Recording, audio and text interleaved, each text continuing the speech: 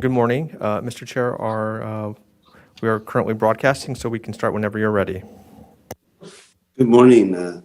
Thank you, David. Good morning. Welcome to the October 6th hearing of the Santa Barbara County Planning Commission. Please join me in the flag salute. I pledge allegiance to the flag of the United States of America and to the republic for which it stands, one nation, under God, indivisible, with liberty and justice for all.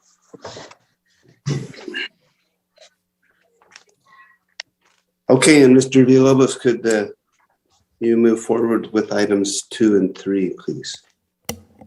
Yes, and good morning to the Chair and to the Commission. Planning Commission hearings are televised live on County of Santa Barbara Television, CSB TV Channel 20 at 9 a.m. in the South Coast, Lompoc, San Ynez Valley, Santa Maria, and Orca areas. Rebroadcasts of Planning Commission hearings are on Fridays after 5 p.m. Today's hearing will also be streamed live on the county's website and will be available for download in a day or two. Moving on to the roll call, Commissioner Cooney. Here. Commissioner Bridley. Here. Commissioner Park. I haven't seen Commissioner Park come in yet, but I am expecting him. Commissioner Blau. Here. And Chair Farini. Here. Thank you. Thank you, Mr. Villalobos. And Mr. Wilson, could you move forward with the agenda status report and then the projection report, please? Good morning, Mr. Chair, members of the Commission. In regards to the status of our agenda, we have one item on consent, and then we have 3 items listed on our standard agenda. We have the continuance of the Far Western Liquors appeal of the Orchid gas station, and then we had an appeal of a denial by SBAR. And then we have the Cuyama utility scale solar project as well. I believe that a request for continuance on item number 2 has been submitted to the Planning Commission. My recommendation is that if it's okay with the chair and the commissioners, that we rotate items 2 and 1 and take the continuance first with public comment, and then we can move in to the other items. So swapping items 1 and 2. That's the status of the agenda. I'll leave it to you, Chair, as far as the order goes. Yeah, we'll go ahead and go with that order, Mr. Wilson. Sounds good. Thank you, Mr. Chair. Moving into the projection report. Our next scheduled hearing is next Wednesday, October 13th. There are 2 consent items that are on there. I believe you will get information on one of those consent items later today, which is the sidewalk project in the San Ynez area. Hopefully that's not too soon for Commissioner Blau. My apologies. And then we do have 2 standard items, the Halama Beach County Park Improvement Project, and then an appeal of a cannabis operation.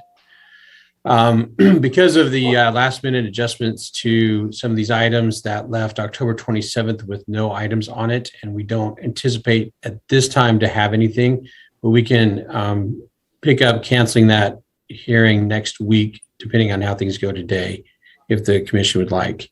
But I don't anticipate, unless items get continued, having any items for October 27th.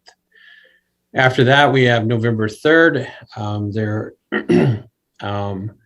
The continuance request today is to actually move that item today, which is that appeal of SBAR determination, to November 3rd.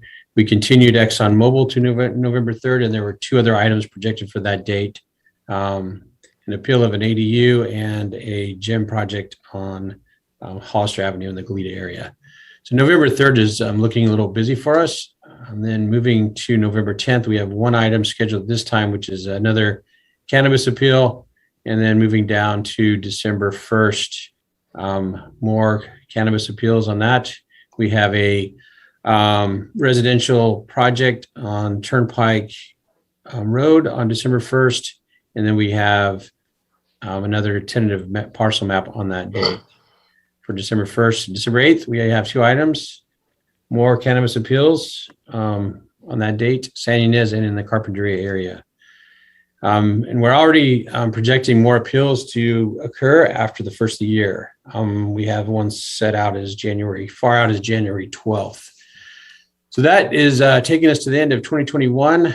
There may be other items listed in end of November, December, but we're working with the Development Review Division staff on those schedules. So that concludes the projection report, Mr. Chair and Commissioners. Okay, thank you. Any questions or observations of the commission? Yeah, I have one, Larry. So no problem with postponing the sidewalk issue unless it's a dangerous sidewalk like the one I tripped over. But so I don't care about that. I'm a little bit concerned. I know myself and Commissioner Cooney have spoken in the past about continuances when there's not a good reason for them. I'm having a bit of a concern about why we would continue, whether it's white paint or yellow paint or whatever that is. So I don't understand the reason that we're wanting to continue that item since it's been noticed. And although I have to admit, it didn't take me but about 4 minutes to read the staff report on the item, and I won't read it again. But just curious about that. And also, are you saying that our next meeting has 2 consent items and it's not time sensitive, so we can move those to a different date? Did I hear that right?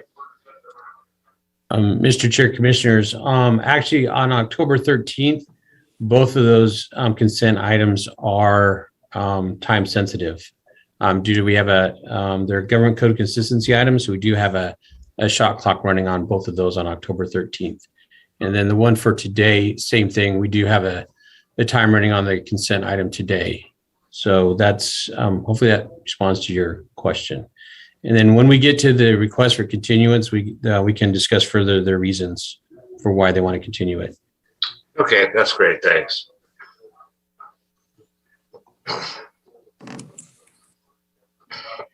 Okay, that looks like everything from the commissioners then. Mr. Villalobos, on to item 6 would be public comment. Do we have anyone wishing to speak today on items not on today's agenda? Mr. Chair, we don't have anyone who is present for public comment as of yet. So, no. Okay, thank you, Mr. Villalobos. Then we'll move on now then to item 7, Planning Commissioner's informational reports. I think we already got one from Commissioner Blau on condition of sidewalks. No one else. Okay, let's move on. Mr. Villalobos, I'm at a disadvantage. I can't access the agenda for today out of the box program. It keeps kicking me out. So you'll have to help me with what's next. Do we have minutes to approve today? Do we have an item 8? No minutes. I think all that's left on the admin agenda is commissioner information reports, director's reports, and then consideration of the consent agenda. Okay, very good. Thank you, sir. Okay, no minutes. Then we'll move on to the director's report. And I see Director Plowman is on. There she is. Good morning, Director Plowman. How are you this morning? We're doing well. I have a very brief director's report this morning. I don't really have much new to report since last week. Not much has happened, and we didn't really have any items at the board. I did want to mention that we are still working, and we'll reach out to Commissioner Park because I know he's interested in the video testimony, but we're still refining those guidelines on what those will contain, and then we will distribute those to all the planning commissioners. I know Commissioner Park has a specific interest in that, so we will include him in our discussions. And then the only other thing I really have is to talk a little bit about what's happening at the board over the next few months to give you an idea of what will be heard. Key Site 3 is going to be heard on October 12th. Then the Bien Nacido appeal will be heard on the 19th of October. And then we have the appeal of the Williams ADU is on the 2nd of November.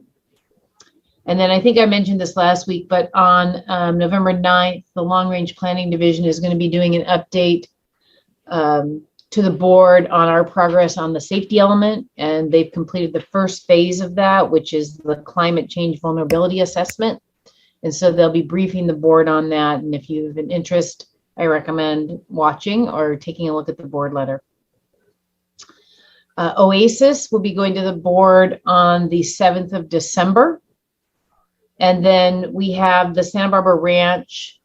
Annually, I have to make a determination as to whether or not they're in compliance with the development agreement between the applicant and the county. And I found that it was in compliance with the development agreement this year, and that was appealed by EDC and I believe Mark Chatillo. And that decision will be heard or reviewed by the board on December 14th. I had previously mentioned that we would be going back to the board in November to talk about the possible expansion of the Long Range Planning Division and other work program efforts that could be added to the 3-year work program for the next fiscal year as a discussion item with the board. And we have decided in consultation with the CEO and Jeff Frappel that we're going to postpone that probably till sometime in January or February. It just will work better with the budget process. So we may be taking the long range work program earlier to the board. So that means you may see it earlier than you normally do. We usually take it in March. And so we may take a little earlier this year because their interest in potentially expanding the division. And I think that's all I have today. I'm happy to answer any questions, except I do want to see a puppy because I realize I missed that Yes, at the you last hearing. You missed the adorableness. Yes. Really cute. And he was almost as cute as, was it Corleone, Commissioner Park, that came up and put his paw on your shoulder at the end of the hearing? That was classic. Like, you're done now, Dad. Come on now. Commissioner Park, I must see puppies. You can send pictures. No, you're gonna see him live today, and you won't see one, you'll see 10. So. Okay. So But I have a kind of a different thing to bring up. And Director Plowman, I asked you at a prior hearing about getting some briefing on SB 9. yes.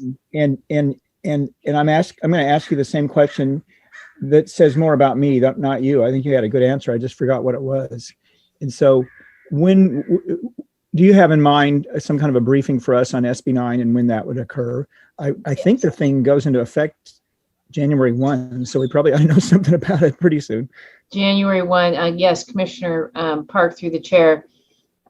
Yes, I am working with Long Range Planning Division on that. They're going to be doing sort of an overall update, kind of where they are with the housing element and SB 9. But they're scrambling right now to make sure they understand exactly how it's going to apply, what properties will be eligible, and what we think it will mean for the county.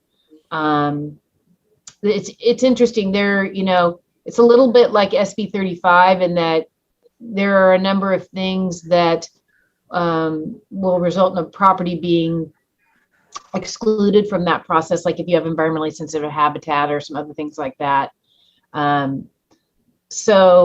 But all jurisdictions are scrambling right now to figure out what it actually means. But yes, I'm working with long range planning. We just don't have a date yet. If I can be of any help in interpreting the statute, let me know. Lifetime of doing that. Oh, and by the way, oops, just something that connects to that, and what's on my mind is, I know that Commissioner Blau has mentioned a number of times how we go about having homeowners associations and yet dealing with the prohibition in the civil code against prohibiting ADUs. And I wrote a very long multi-page memo on that. And it's surprising. There are a lot of things you can do to regulate ADUs in a plan unit development. So if that's anybody wants to take up here, glad to talk about it.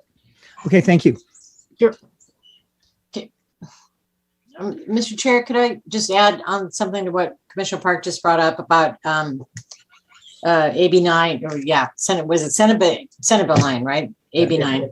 The Montecito Association was very active in trying to lobby against that when it was going through Sacramento, and they're having a Zoom meeting next Wednesday by someone who's actually filing a lawsuit to retract it. Or actually I'm sorry, I got it wrong. It's a legislator who's actually trying to introduce legislation to reverse it. So I think it's very interesting for all of us that are tracking housing issues. And I'm happy to maybe send that email to Lisa and she can send it to you, because I think it's open to the public. You just have to register for the Zoom meeting. So there's already, effort to try to reverse it. And that'll make staff reverb another way, right? But we'll see. It'll be interesting because, the governor signed that pretty promptly. Of course he did. Yeah. He was behind it. So, we're not talking about it. So. Okay. Commissioner Cooney. Thank you, Mr. Chair. I had a question for Ms. Plowman on one of her items going before the board, the safety element presented by Long Range Planning on the 19th of November. Mm-hmm. And it brings up a larger issue. I'm not sure why the decision is being made to take it directly to the board as opposed to going through the Planning Commission. Yeah. The safety element is part of the comprehensive plan.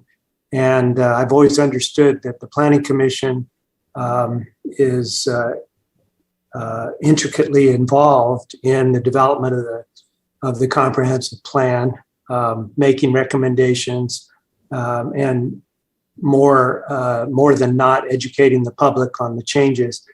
So if the decision to bypass the Planning Commission is due to anything in terms of the Planning Commission's role, I think it'd be helpful to know what the reasoning is. Sure. Commissioner Cooney, I'm sorry, that was a misunderstanding. This is just a briefing on the background research that has been done to prepare for the safety element. So we're not actually taking the safety element to the board. It's a briefing to them and then just confirming this, some scope questions, I guess, from long range planning. So it's not taking the safety element outside the purview of the Planning Commission. We will be back to the Planning Commission with the whole element when it's ready to go. All right, thank you. Yeah. And I don't recall how much I talked about and maybe I didn't mention it, and you can let me know, but we in the beginning of September, our Coastal Resiliency LCPA was at the Coastal Commission. And I'm looking at my notes and I don't recall briefing you on this. I don't think we heard it. Right. So we had been working back and forth with the Coastal Commission staff on modifications that they wanted to make to that package, and had some points of pretty serious disagreement about some of the mods they wanted to make. One being the definition of what existing development is in the context of the ability to provide shoreline protection. The other is future opportunities for new development. And then a new bluff top setback, just a standard setback of 25 feet. So there were a few things that we realized would be problematic for many of our constituents and make hundreds of properties non-conforming. And we couldn't get to agreement on it. And so we decided to withdraw the application before the commission could take action on it. Is that right? Which is a pretty big step. Mm-hmm. You did that with Article 2. So a very big step to do, and we're the third jurisdiction to do that on these sea level rise policies. And, you know, we hope to be able to work things out with them because we spent quite a bit of time, years in the process developing those policies to come to a place where we can come to agreement with the commission staff. I will be working with Jack Ainsworth, their executive director, to see if we can't find a place where we can compromise and then resubmit it. But there was, you know, we had a lot of concerns about what was happening and the process. I think local agencies feel very disadvantaged in that process. Because if the commission takes action and suggests modifications that our board cannot accept, then essentially that policy program dies, like the Ivy Master Plan died.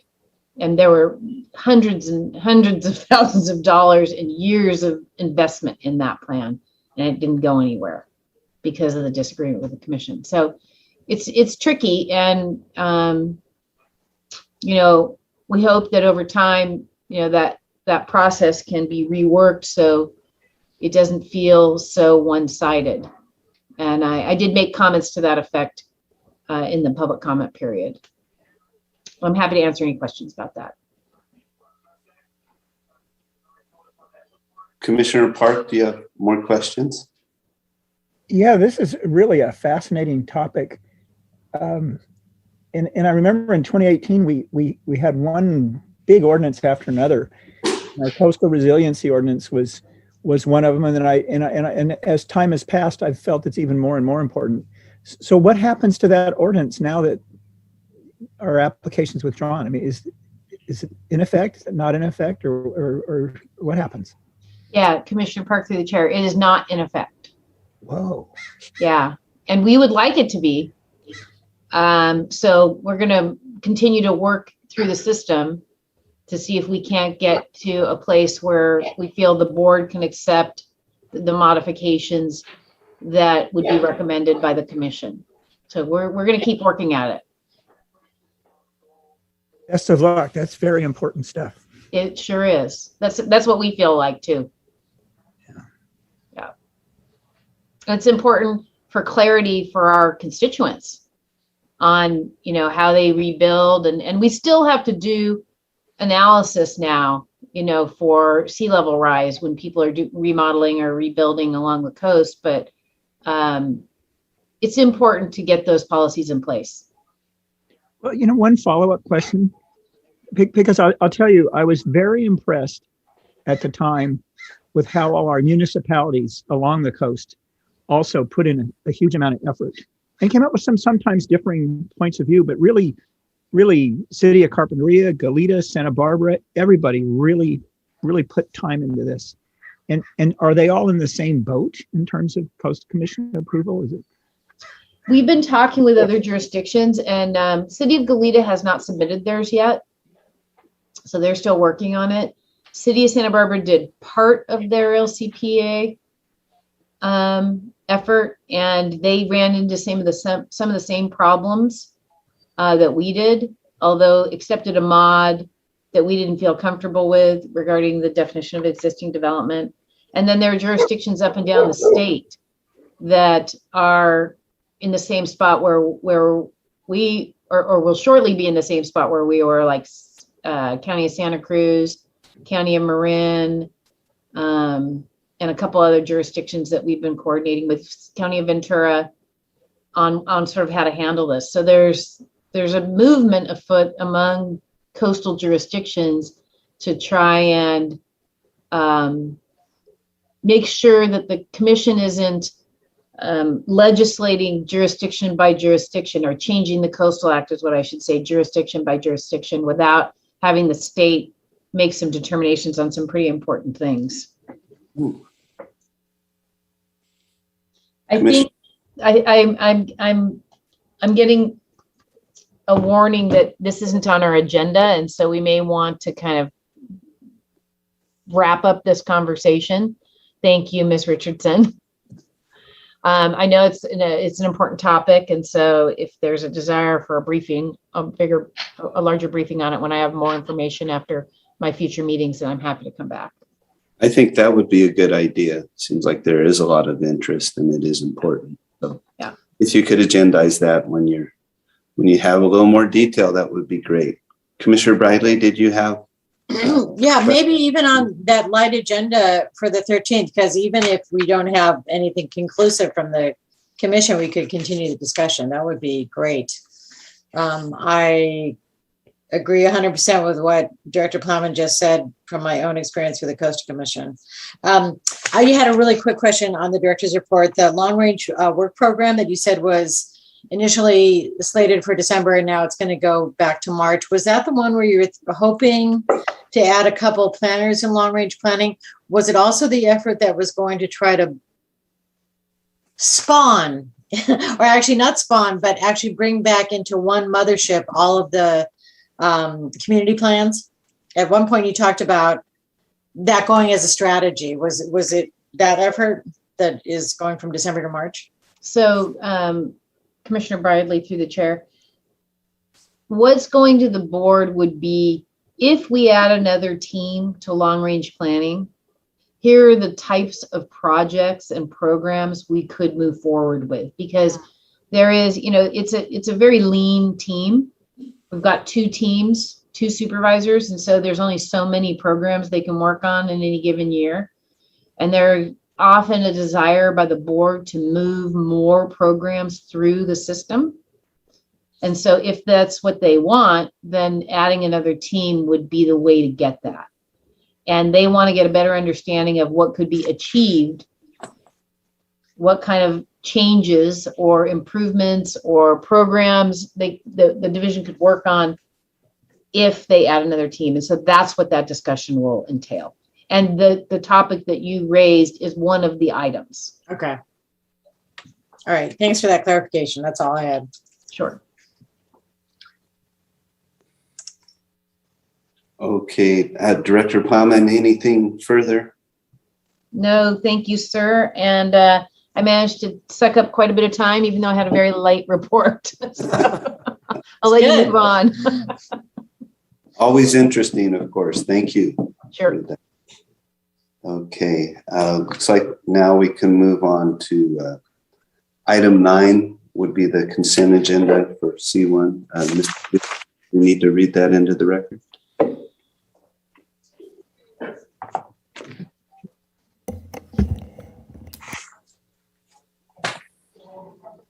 Mr. Church, so did you want me to read the consent item into the record? Yes. Okay, great.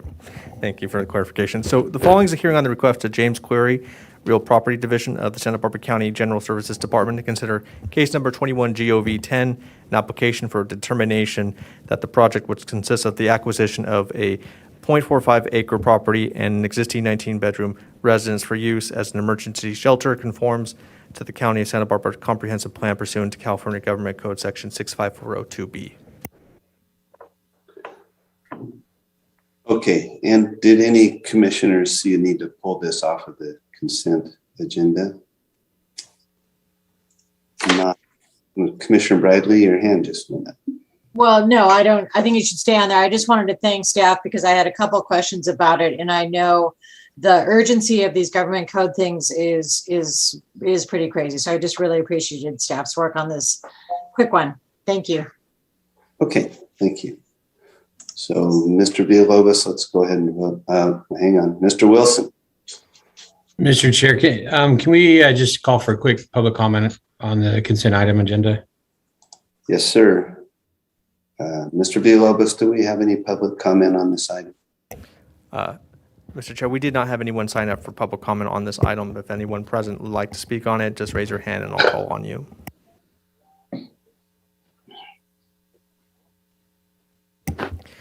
Mr. Chair, no takers on that one. Okay.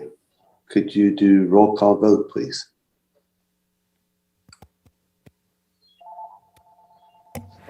Call Mr. from 182. Mr. Wilson. I just wanted to confirm who the motion maker was in a second. Sorry. Oh, you're, okay, we don't have a motion and we don't. Well, I'll move to approve. I'll second it. Come on, you guys. Bradley Blau, go. Okay, now we can vote. Commissioner Cooney, Aye. Commissioner Bradley, Aye. Commissioner Park, Aye. Commissioner Blau, Aye. Chair Farini. Aye. Motion passes 5-0. Okay, very good. Now we will move on to the new item 1, which it was item 2 on the agenda. Mr. Villalobos. Yes, thank you, Mr. Chair. The following is a hearing on the request of MR Place 6 LLC, property owner, to consider case number 21 APL 30, an appeal of the South County Board of Architectural Review's decision to deny case number 21 BAR 83. Okay, and do any commissioners have ex parte or site visits they would like to announce? Commissioner Cooney. I do, Mr. Chair. Thank you. I took a trip around the site to assess the impact of the color of the finished building, and also had a conversation with Mr. Tom Evans, a longtime member of the Summerlin Advisory Committee. What's that cord?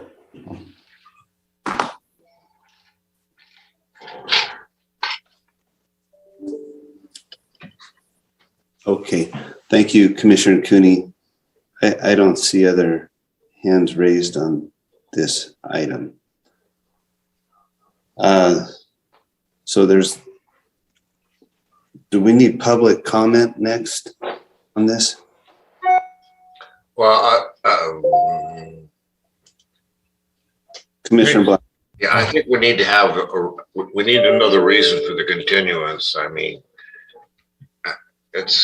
I'm usually proposed to always allow continuances, but there needs to be a valid reason for the continuance. I mean, you put out a staff report, you send us FedEx proposals, we're here at the hearing. Why is it being continued? Okay, so Chair staff- Farini's staff could answer why the reason for the request. That's okay. yes, please. Okay. Commissioner Blau, through the chair, the applicant requested more time for their presentation.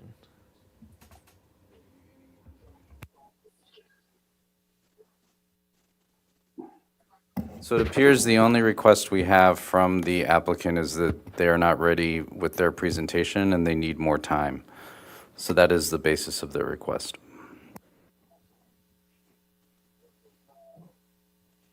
Okay, Commissioner Cooney. Thank you, Mr. Chair. I take to heart the comments of Commissioner Blau and our long time together on the commission. There really needs to be more than simply I'm not prepared as a reason to ask for a continuance.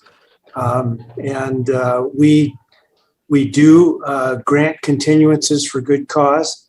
In this case, there's no evidence of good cause other than lack of preparation. But for the fact that staff concurs in the request, I'd be inclined to deny the request. I am concerned and think we need to give adequate notice to all of our applicants that continuances do require some meaningful reason. And just a bit of background, this happens to be a matter in the first district, but there are requests from all the districts. It takes time and effort on the part of the commission to prepare for a hearing. This may seem like a simple matter, but it certainly has people who live in the neighborhood and are aware of the facts of the case and the rules that we generally follow regarding structures and how they're finished and how the BARs interrelate. All of these things took place in preparation for this hearing.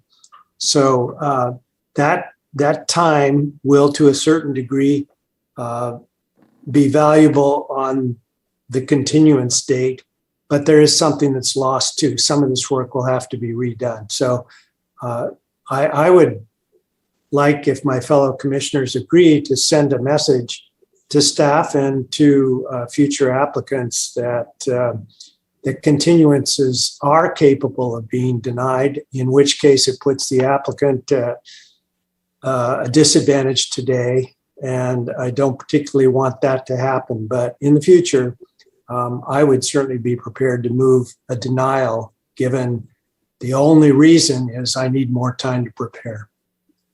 Thank you. Thank you, Commissioner Cooney. Commissioner Park. I want to make some comment, but I'm a little confused. Are we going to have public comment on this or not? I mean, yes, we will. We will. We will. Okay. Let me tell you why I think that's important. I'm prepared to vote on this matter today because I did actually spend a fair amount of time reviewing it. I thought after we finished Exxon last week, I'd be too tired to look at anything for weeks. But, you know, I really got into it because I was kind of amazed that it's in front of us and the procedure it's followed over the years. And I'm prepared to vote to deny, frankly, the continuance today. One thing that really touches me here is, you know, we can talk about, okay, here's Exxon, so huge, and then we have this, and you wonder, oh, maybe it's the opposite end of the spectrum. But to the people that live there, all of these projects are really important. And I don't just mean the applicants, I mean the opponents. And there's a real stress to getting ready for hearings. There's a stress to sending out your emails and so forth. And I sometimes think that perhaps a little cynically, applicants will take advantage of that public hearing fatigue and wear people out by continuing, and people sort of drop out of the activity pool. So I really don't think we should continue this. I think we should hear this today. Okay, thank you, Commissioner Park. Commissioner Blau? Yeah, it's been my long history with the commission.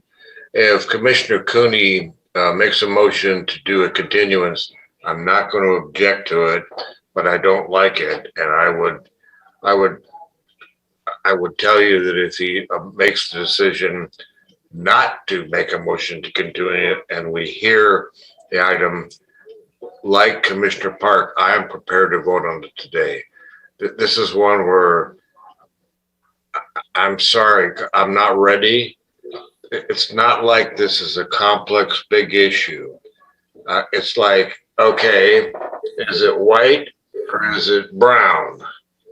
So I don't know what you're doing to go forward and make other preparations other than to, as Commissioner Park stated, using it to frustrate the process. Again, let me reiterate, Commissioner Cooney, if you make a motion for a continuance, I will support it, but I would hope that you don't. So there you go. Thank you, Commissioner Blau. Commissioner Cooney? Is it possible to ask Mr. Lee, if he's here, whether he led the applicant to believe that this matter would be continued? I can't tell from the statement in his memo that P&D concurs with the request. Commissioner Cooney, through the chair, we notified the applicant that he could put the request in, but that it's not an automatic continuance, that we would also have the commission agree to that continuance. Okay. Commissioners, this is Travis Seawards again. So yes, we did let the applicant know that the continuance was not guaranteed, that the PC did have the discretion. We just said that we would put forward the continuance.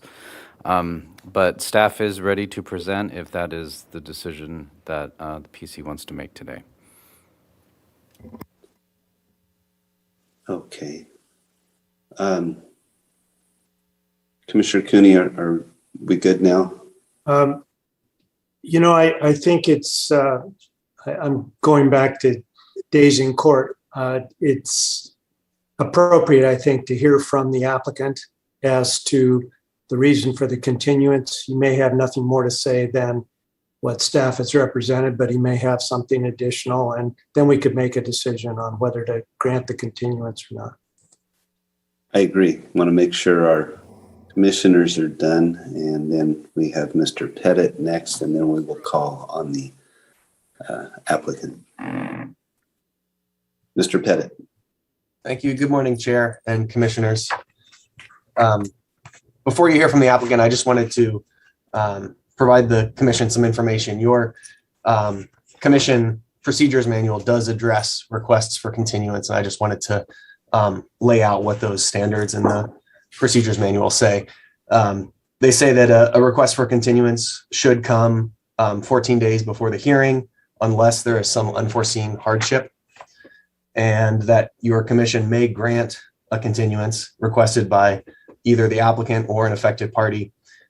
Here's the standard where the matter requires analysis beyond what can be addressed in the public hearing. And then there's direction that if it is continued, your Commission's motion should identify what additional information is needed to analyze the project. So in short, the Commission has a significant amount of discretion in granting continuances, but I wanted to provide that standard for you. Well, I found that very helpful. Thank you. Is the applicant present, and would they like to comment? The applicant is not present right now. Seriously. So one idea we could do is table this item. I could have staff reach out to the applicant and we could hear the gas station item if the commission would like to proceed today with this item. Okay, thank you. Mr. Villalobos, is there any public comment? Mr. Chair, the only public comment we have is for item number 1 on the agenda currently. Okay, thank you. Commissioner Blau? I just want to say trailing this is a great idea, and just to kind of confer with what Commissioner Cooney talked about earlier. This could be the shot across the bow that lets people know we don't grant continuances for their convenience. There needs to be a valid reason, as Mr. Pettit kind of pointed out. So, but I would like to I agree with you, we should give the applicant the opportunity to address the commission in case he didn't realize he needed to have a good reason for the continuance. So I think that's appropriate. Thank you, Commissioner Blau. Mr. Seward, could you tell me how many days prior to this meeting the applicant requested the continuance? Mr. Lee, the planner, will answer this question. Go ahead, Travis. Chair Park, the continuance was requested Monday morning. Could you hear that? Okay. It was Monday morning. Yep. Yeah. Yes, thank you. Okay. Procedurally here, can I just trail it, or do I need a vote and a second? Do we need to vote on this? Mr. Chair, it seems like the commission, we're waiting for the applicant to come. So I recommend we just trail it. And when we get the applicant back, we can bring it back on. Okay, so we'll trail it, and then we'll move on to the real item 1 after a 10-minute break. 10-minute break. Now. Okay. Thanks. It's almost 10, so Yeah, okay. I'm 10 trying. for 10. That's good.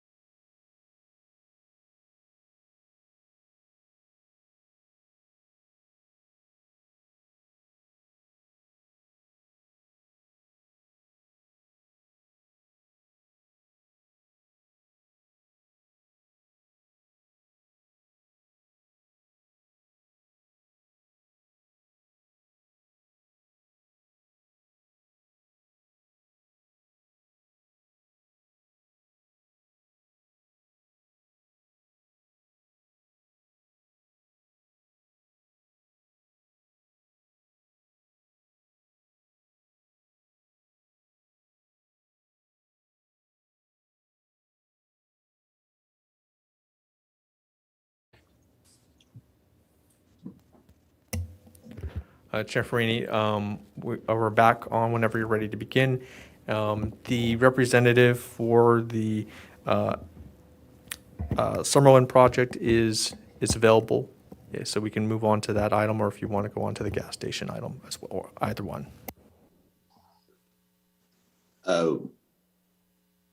With approval from the rest of the commission, I would say we go back to the item that we were trailing. The applicant is now here and available to speak with the commission. So I agree. Position, we'll move forward with that. Yeah, I agree. Okay, very good. So do we have the applicant? I think we need a staff report, don't we? Well, no, right now, Commissioner Blau, what we're doing right now is we're still considering the applicant's request. Oh, okay, you're right. I'm sorry. Yeah. And then should the commission deny the request, then we would move forward with the. I sit corrected. Okay, I finally got one again. All right. So if the applicant could unmute and give their reasons for their request.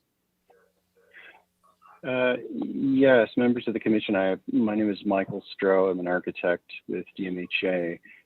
My apologies for my tardiness this morning. I had a misunderstanding with the planning department as to the process for a continuance. So my apologies again. So the reason that we are asking for a continuance is that there are the current owners of the property would like to be available for the hearing, which they are not today, unfortunately, as well as we have some additional policy research that we're looking into that we wanted to talk about, but we're not finished with yet. And additionally, there are there's a couple of exhibits we want to put together and some photographs that we want to add to our case to further discuss exactly where and where you can't see this residence and how that relates to public views of any kind. And so to that end, as I said, we're in the process of putting it together right now. And we respectfully request a continuance to another hearing so that we can come back fully prepared to discuss the item. And with that, I yield back to the board. Thank you, Mr. Stroh. Commissioner Park. Commissioner Park, you're muted. I just wanted to ask Mr. Stroh a question or two that's germane to the continuance while he's on the line. So obviously you're a professional, Mr. Stroh, an architect. And how long have you been involved in this project? About 6 years. Did you say 6 years? Yes. Yeah. Okay. And when were the applicants, the owners, informed of today's date?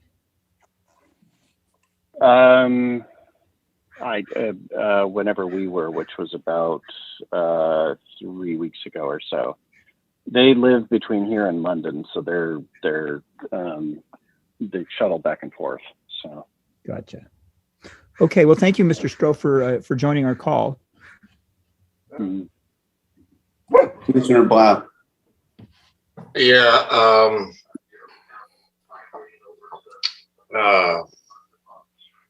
When were you notified of the 5-0 vote by the BAR that they're not approving the project as it sits today?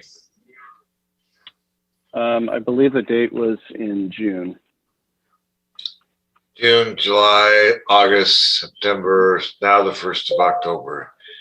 Okay, I'm just having a little difficulty with why it takes more than 4 months to prepare for the appeal, but that's up to Commissioner Cooney, to tell you the truth.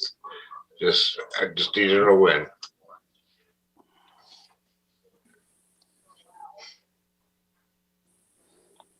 Okay, Commissioner Cooney. Thank you, Mr. Chair. Mr. Stroh, I empathize with your position here as a representative of an absentee owner. However, you, I'm sure, are familiar with the fact that the commission reluctantly gives continuances as our schedule is crowded as it is. And the issue for us today is why is this case special? Why is it deserving of additional time? And the one point that you made that argues for a continuance is that the owners want to be present and for some reason are unable. Is that unable to be present or to participate in this Zoom call? To participate in the Zoom call. So they're not available even to participate on Zoom from London? No, that's what they told me. So as if they were not available. So. And when did they tell you that? We discussed it about 2 days ago when I made the request from planning. So, or to planning, I'm sorry. All right, those are all my questions. Thank you. Mm-hmm. Okay, Commissioner Cooney, how would you like to proceed? Assuming there's no other public comment, Your Honor. Yes. I am torn on this issue because the only way I think the message is adequately sent that continuances need to be not a matter of wish but of need is to deny the continuance. But I really think in this instance, the applicant is caught in a situation where his clients are not available to participate, and to force him to go forward at this time would be at the very least stressful and perhaps damaging.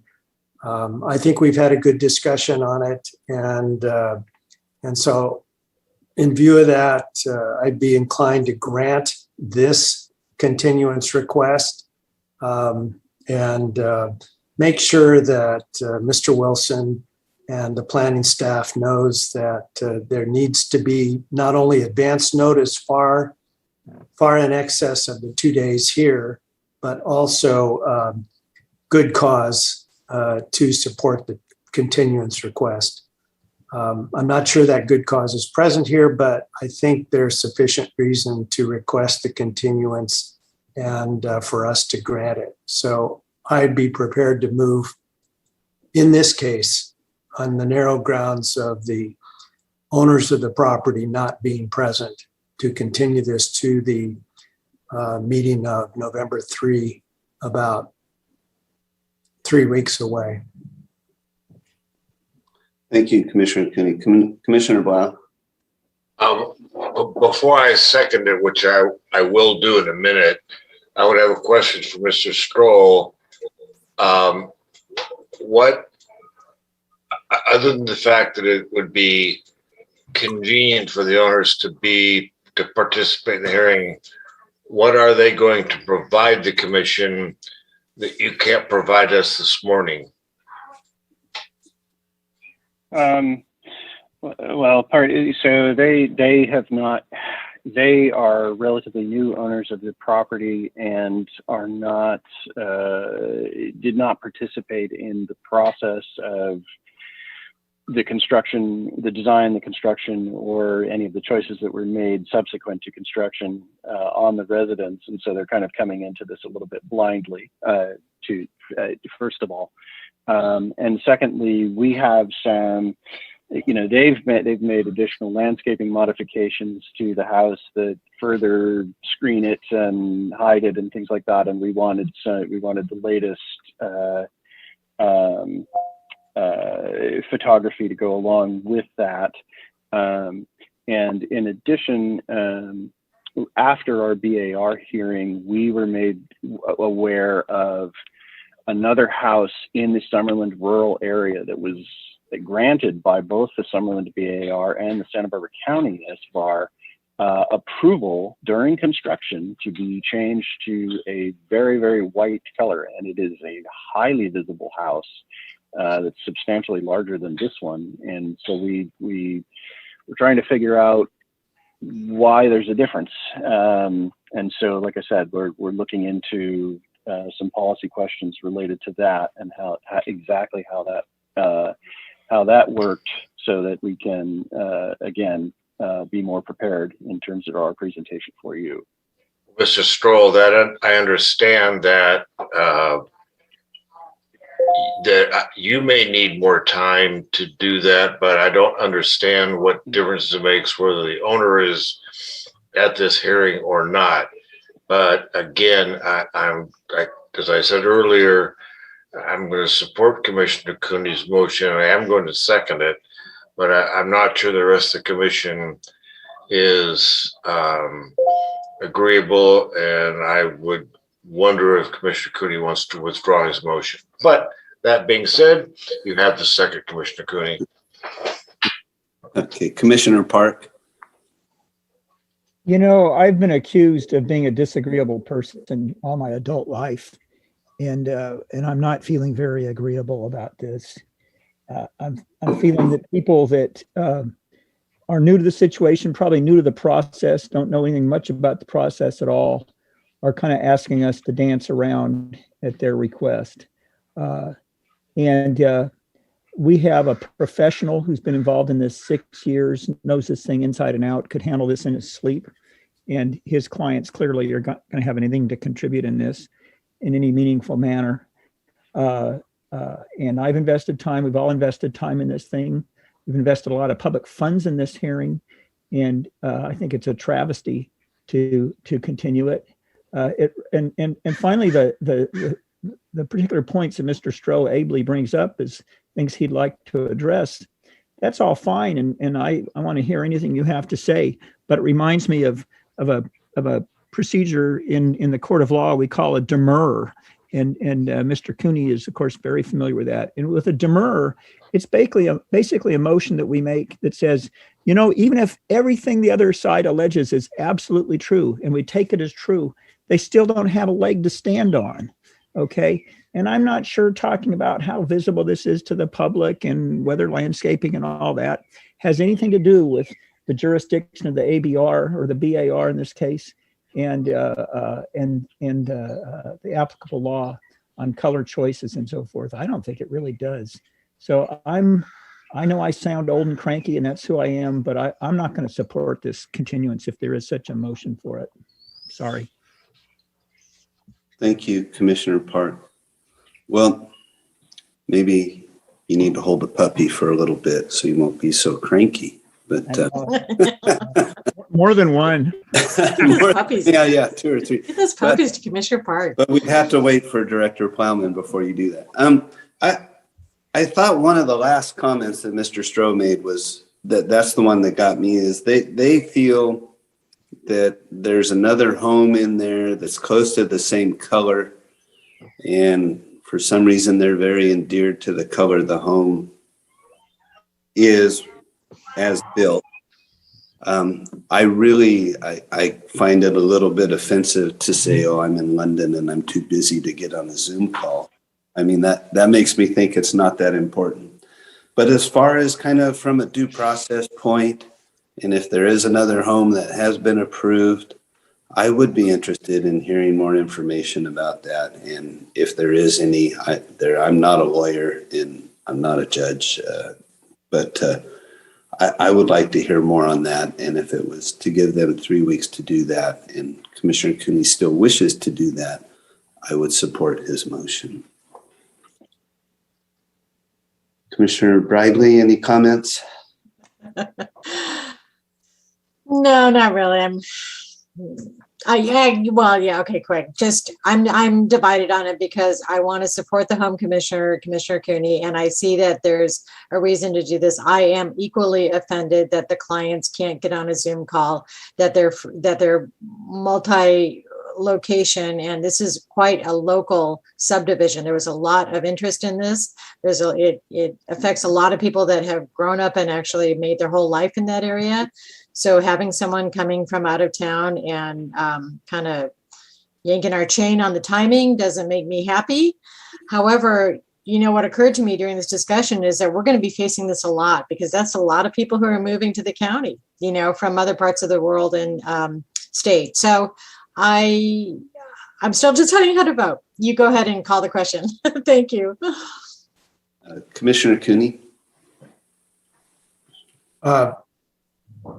So, Mr. Chair, I'm definitely reluctant to ask the commission to vote in favor of continuance as requested. I'm not far from any of the rest of you in terms of this being an important point of our procedure. As Mr. Pettit pointed out, maybe even before Mr. Stroh was aware of it, we ask our applicants who need a continuance to give us 2 weeks notice for purposes of staff preparation as well as the commission. So there are a lot of reasons to say no. I think no, we're not going to grant the continuance would be perfectly valid and supportable. My reason for voting to grant the continuance is in an abundance of concern about fairness. I would not want the reason to judge this project one way or the other to depend on an incomplete presentation. So let's give this applicant every opportunity to convince us on the 3rd, and then our decision will be even more supportable should there be further appeals. So that's my motion. Continue to November 3. Thank you, Commissioner Cooney. Commissioner Blau? Yeah, and again, I second it, and I'm going to support the motion. And I think what's more important is that we give staff, I think part of the reason that Commissioner Cooney is inclined to give the continuance, and part of the reason I'm inclined to support it, is that I don't know that our staff has been telling applicants all the correct information or giving them good counsel on a continuance being granted. I mean, I think continuances have been somewhat automatic in the past, and I think that would give me some concern as well. It's kind of like, at any rate, it's, but I think we do need to let staff know that if an applicant asks for continuance, if they don't have a good reason for the continuance, it's not likely to be granted in the future. Commissioner Cooney, would you agree with that statement? I would. Yeah. So I'm ready for the roll call. Before we move to the vote, we have one public comment. Mr. Villalobos. Todd Wilson, if you could unmute yourself. I'm sorry, I have no comment on this particular issue. Coming up next is my comment. Okay, so Thank the you, reason Mr. we called on Wilson. you is because you had your hand up. So we'll defer your comment then. Thank you. Okay. Mr. Villalobos, can you call the vote, please? Commissioner Cooney, Aye. Commissioner Bridley, Aye. Commissioner Park,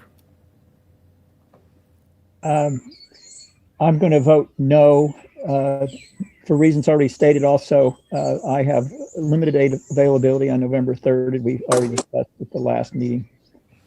And I note with a sense of irony that my last timesheet entry in my law practice was for a London client who requested that we have our phone conference, a Zoom conference at 9 in the morning. So I'm still not convinced about being unavailable. No one even has expressed why they are unavailable, even though they live in London. There we are. Commissioner Blau.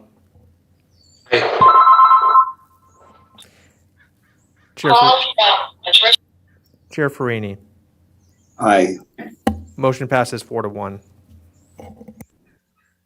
Okay, thank you, Mr. Villalobos.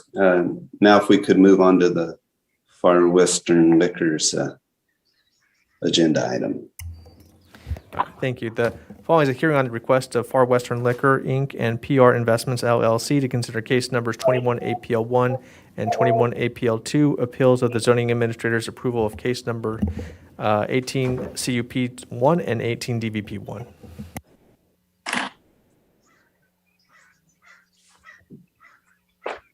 Okay, thank you, Mr. Villalobos. And staff, do you have a presentation for us? We do, Commissioners. Gwen Baylor is now the staff person on this project, and she has a presentation for you. Here we go. Thank you. Good morning, Mr. Chair and members of the Commission. Today, I will share a short presentation on the memorandum that was prepared for the appeals of the Orchid gas station. Next slide, please. Ms. Baylor, can I pause you for a sec? I'm sorry. I forgot to ask fellow commissioners of site visits or ex parte. I do have an ex parte site visit that I did do with the applicant, and also received an email from the applicant representative, Mr. Swank. Commissioner Blau. Yeah, I've had a couple of conversations with Mr. Swank as well, and although not required to give the other commissioners this ex parte, Supervisor Nelson, 3 staff from Public Works, Commissioner Farini, and I had a rather long meeting in my office relative to this project. Again, it's not an ex parte that's required because it was all county staff, but there were a number of items discussed and issues discussed that I need to make sure that the rest of the commission, besides Chair Farini and myself, know about as a part of that meeting.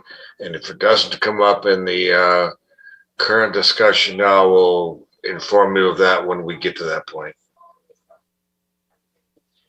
Good reminder, Commissioner Blau. Commissioner Bradley.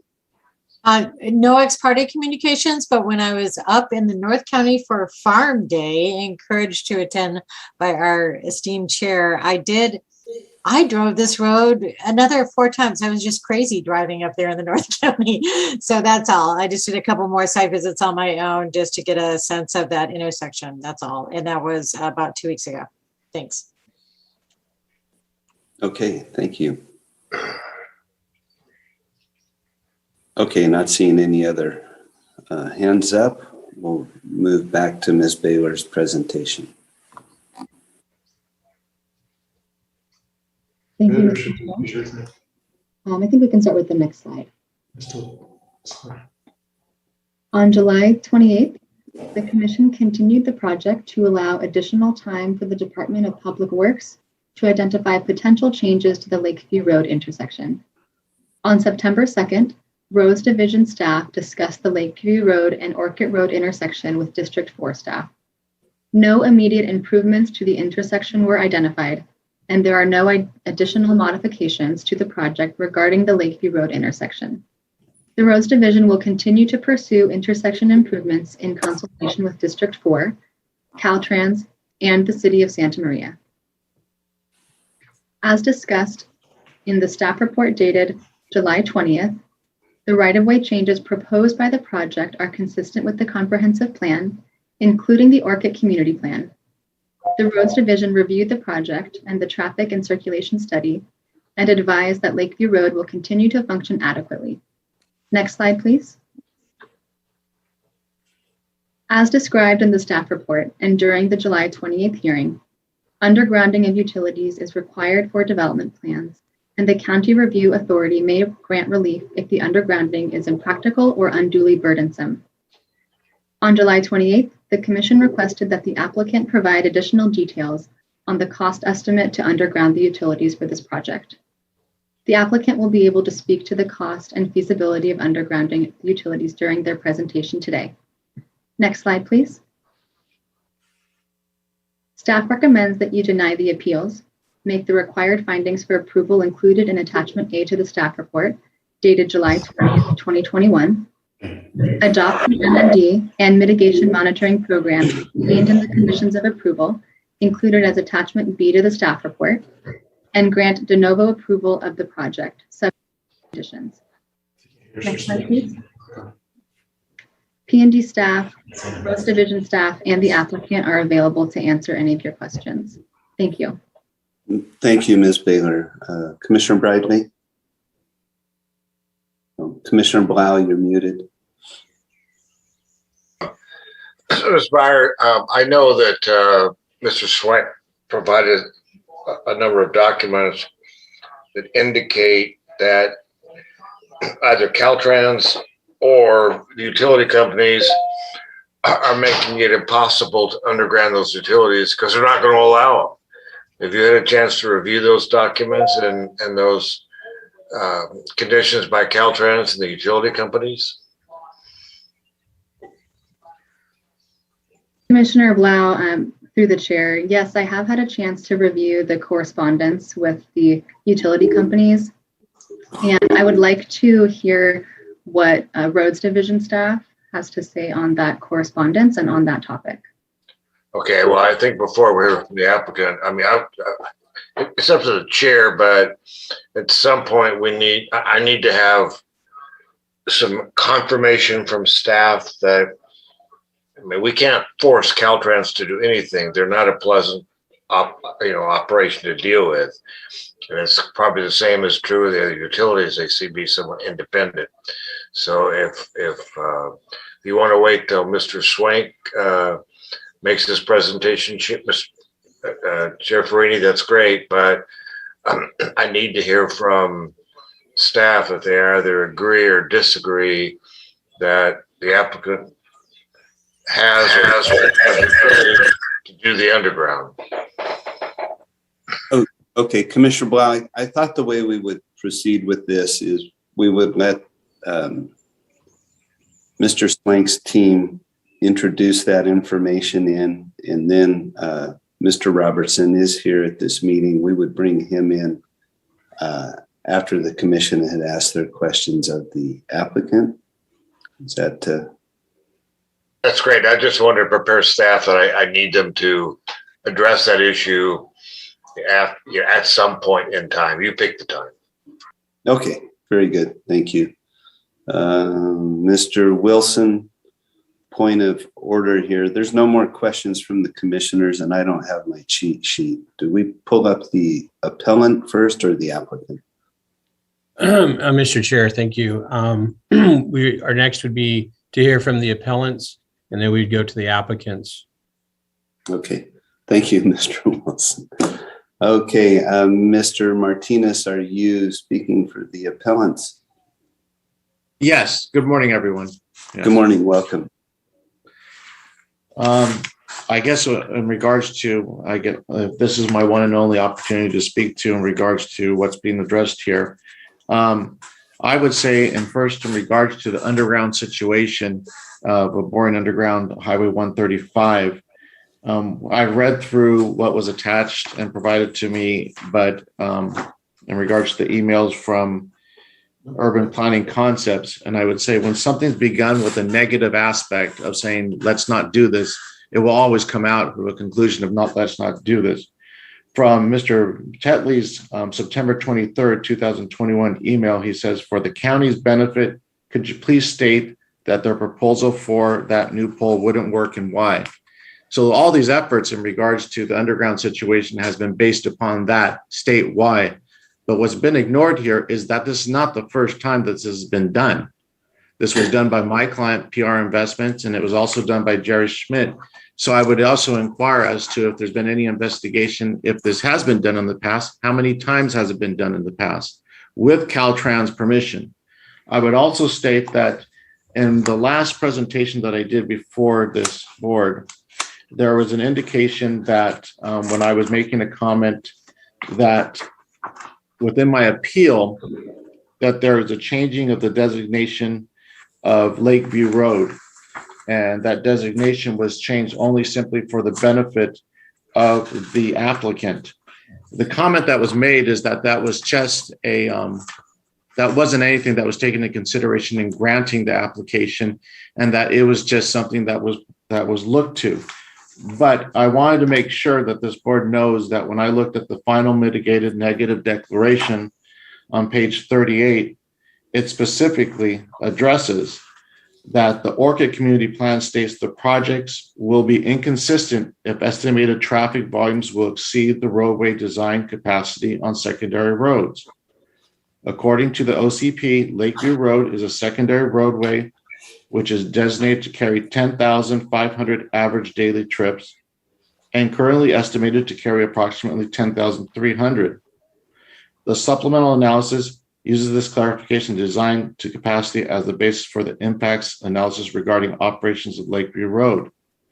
The analysis concludes that the project will be inconsistent with OCP because the project will generate 254 ADT to Lakeview Road east of the project site, therefore exceeding the 10,500 design capacity. However, the county's Department of Public Works has deemed that the OCP incorrectly classifies Lakeview Road as a secondary collector roadway.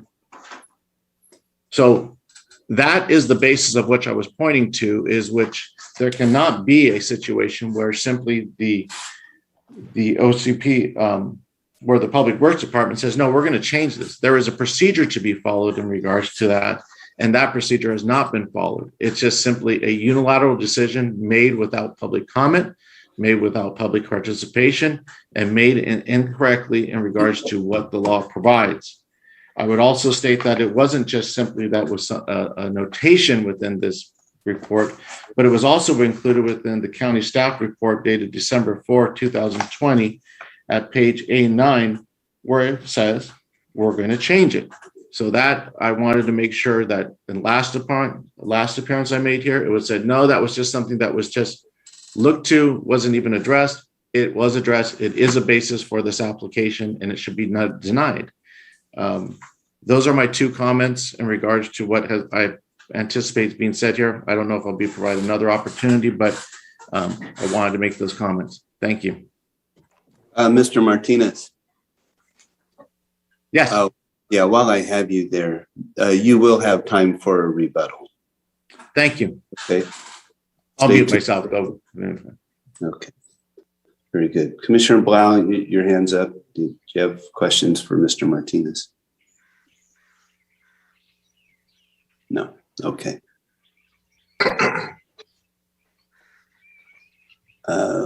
Let's move on then to the applicant. Mr. Tetley, would that be you today? Yes, Mr. Chair. Thank you for having this hearing this morning, and thank you, commissioners. Am I audible to everyone? Yes. Thank you. I'm also here with Mr. David Swank, our principal planner, and thanks to Ms. Byler for all her work, responsive and efficient as always. After Mr. Gomez departure and picking this one up, we really greatly appreciate her help. The summer's over, the autumn is in the air, and hopefully project approval is also in the air. The two key points we wanted to address to the commission today that Ms. Byler already touched upon was, first of all, the utilities undergrounding and the issue with that. We fully understand, as does the owner of the land there, the proponent, that the policy of undergrounding is a county policy with the ability to reduce those requirements if the undergrounding is either wholly too expensive for the project at hand or is not achievable for one reason or another. And as we've noticed with these emails with both the Frontier Communications, the old Verizon, which is on these poles, as well as the Caltrans comments on the emails that are part of your packet, utilities would be required to underground under Highway 135 because it's all connected with these above-bound poles on the frontage of the property. And that Caltrans, in no uncertain terms, has said that would not be approvable by Caltrans to do boring or trenching under Highway 135. And there's a PowerPoint that I believe Mr. Villalobos has from the utility company showing what would be required in order to do that. So we're kind of stuck in a catch-22 situation, and we do want to do all we can to meet that policy standard. And what we can do is, given the three, we're calling three poles that are on the frontage, actually the one on the east is just off the property line. Then we have what we're calling the middle pole, and then the pole to the west, thanks for that image on there, that is connected on the aerial string across Highway 135. We're proposing to first remove the middle pole, so we'd underground everything except for the pole that's just off the property on the east, and then that crucial pole on the west that connects to the aerial string across Highway 135, therefore reducing the amount of above ground utilities on our frontage. And then of course, anything new to serve our project would underground installation. And given that the utilities would require undergrounding and that Caltrans will not allow that, according to their official comments, I think as a proponent, we're kind of stuck in what we can do to do the undergrounding to meet the policy. Secondly, in regard to the traffic issue, I think we had discussed at the last hearing that although the impact to Lakeview Road particularly would be an impact, we're following the appropriate procedures under the Orca Community Plan to mitigate that impact. And the ways we are doing that, the two physical improvements, first the left turn restriction, time restriction signage on Orca Road to minimize those left turns during peak hour AM and PM peak hour trips, and also enhanced keep clear striping on that intersection to make it clearer to folks not to have their cars in that critical intersection and blocking through traffic. And then thirdly, as allowed by the Orca Community Plan, funding some alternative transportation improvements at the county's discretion, what that would be, but to a level that would reduce our impact to those peak hours to what would be consistent with the policies in place with the Orca Community Plan. So we feel our project is consistent with all policies and agree with staff's analysis of that. We kind of leave it to you if you think our proposal for the undergrounding is the most we can achieve. I think we've demonstrated that it is. And in regards to the cost, I will address, we weren't able to get an additional, say, formal estimate of the costs, but the person that provided our estimate before gave the cost of $250,000 to do trenching or boring under Highway 135 and completely undergrounding what's on our frontage. And of course, now that's somewhat moot because Caltrans will not approve that trenching or boring. So with that, we feel the project is a good project. It's a local business owner wanting to provide a needed community service on a prominent corner in Orcutt, which is essentially a blight now. So we hope you agree with us, and we're here to answer any questions as we go through this hearing. Thank you. Okay, Mr. Tetley, while your PowerPoint image is up, oh, it just went down. There we are. All the lines are yellow on this, so it's not quite clear to me and probably the public. on where the undergrounding will occur that you're proposing. If we move the red dot to the very right to the short line, why don't you walk us through line by line what's underground and what is overhead?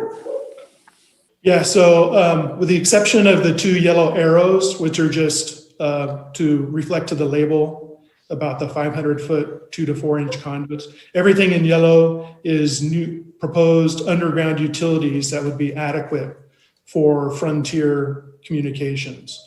So those yellow lines assume that all 3 of the 2 poles to the west of the one connected to on the east would be removed. And then the yellow line would be the trenching back from the sidewalk across the frontage into the box in yellow, and then trenched or bored across Highway 135 to the west to, again, another connector box with an underground to that pole in the yellow ovoid to the west. So this is Frontier's plan, if it were allowed to trench or bore under Highway 135, that they would require to underground that service and be able to adequately connect everything up. Okay, thank you, Mr. Tetley. Commissioner Blau? Yeah, I'm still confused. I'm asking the same question. As I understand, Mr. Tetley, you're telling me that everything on Lakeview, the poles are there, will be underground. The only ones that are going to still be overhead are those from the little square yellow box to the other square yellow box going across Highway 135 and Orchid Road. Am I right? So everything on Lakeview is underground. It just goes underground to the point of the square box, and then it goes overhead from there. Is that correct? No, what this plan shows is that those switch boxes would be underground, a vault, essentially underground. And this is the plan to trench under Highway 135. But of course, as we've seen for Caltrans, they will not allow that. So we asked the question to Frontier Communications, what would it take to underground this entire service? And this is the plan they showed us for a complete underground service, coming from that overhead pole in the east, undergrounding from there, and then trenching under the highway. Well, I'm confused. Where are the overhead lines now crossing 135 and Orchid Road? Or are there any? Yes, there's a current aerial overhead service that crosses 135 and Orchid Road from that westernmost pole on the frontage on Lakeview. That connects to another overhead pole that's on the island, kind of between Orchid Road and. Okay, so my point is, are we eliminating all the overhead lines on Lakeview Road? This reflects only if we are able to underground under the highway, which we are not allowed to do. Well, why can we not underground on Lakeview Drive and go overhead across Orchid Road and 135? Well, that's what we're proposing, to underground that middle pole, we're calling, just under the label for Lakeview Road, and then keep everything else aerial as it is today. Okay, well, my point is, why can we not go to the little old square box, do underground, it's all on this property, and then allow it to go overhead from that square box, where the overhead is now that crosses Orchid Road and Orchid Expressway. Don't change that, but eliminate all the poles and overhead lines on Lakeview Drive. Can we do that? Yeah, I believe we can do that. Okay. That would make me happy. Thank you. And I'll also have to comment your estimate for doing the undergrounding and the boring is not correct. It's about 140 grand, not 250,000, just for fun. But I understand that you have a difficulty getting Caltrans' approval. I understand that.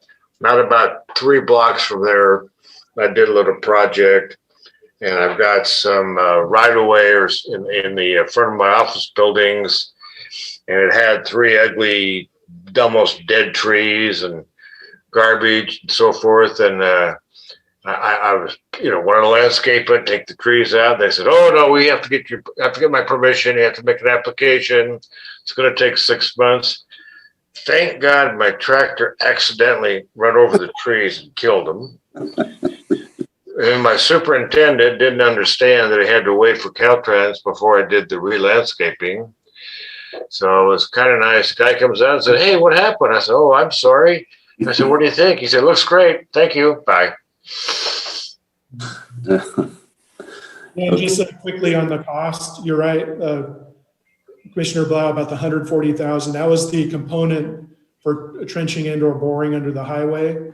The other 90,000 or so, or 100,000, was for the balance of the project, undergrounding on site in the vaults. Yeah, I understand that. It had to do with sewer, water, and drainage, but I just want you to know that it's not, the undergrounding was not, the number you gave us is not correct. But anyway, so I think it's not going to be that expensive to do the undergrounding on Lakeview itself. The rest of it you leave alone.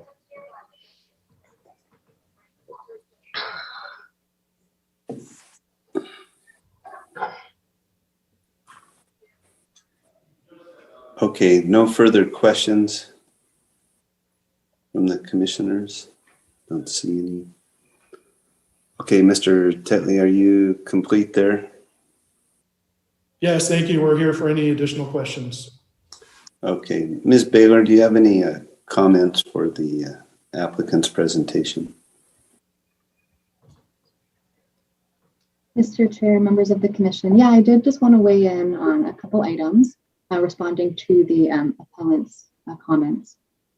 So just I want to reiterate what has been described in the July 20th staff report and during the July 28th presentation, that the Planning Commission has the ability to waive the undergrounding requirements based on any evidence that the applicant has submitted.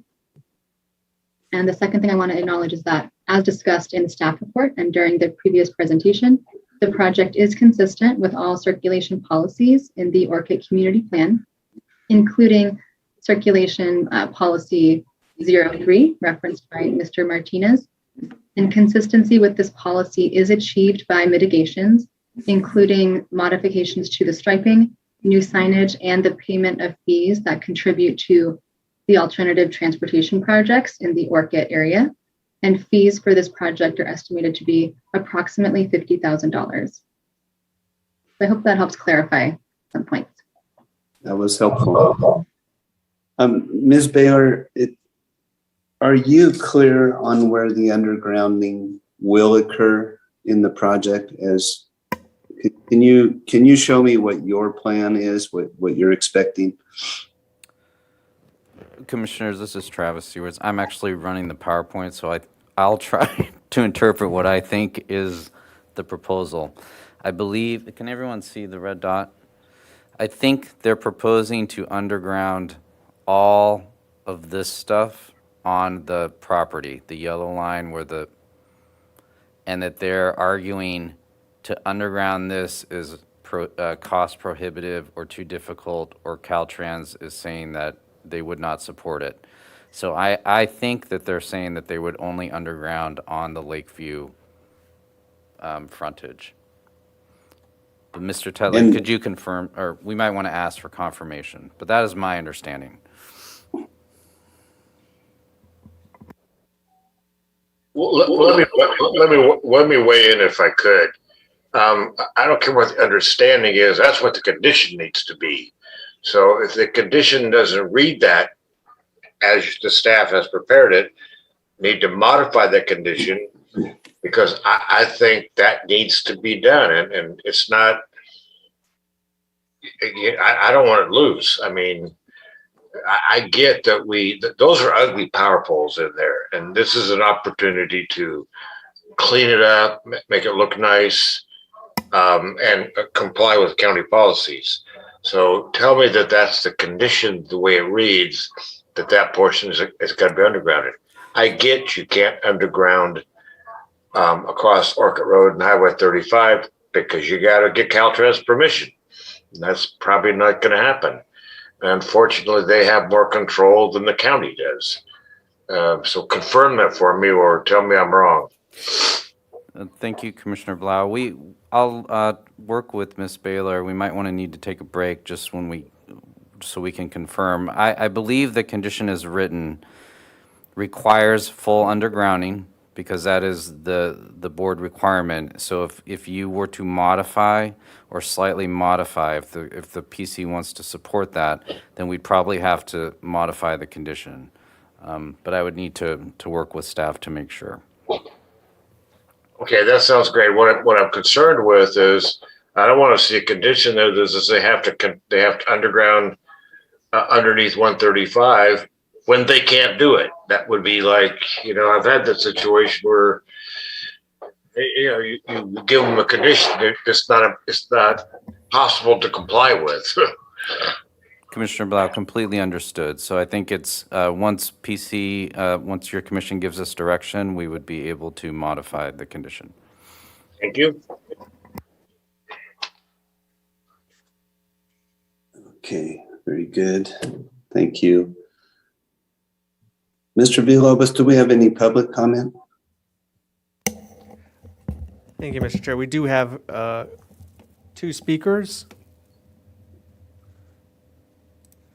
Our first speaker will be Todd Wilson.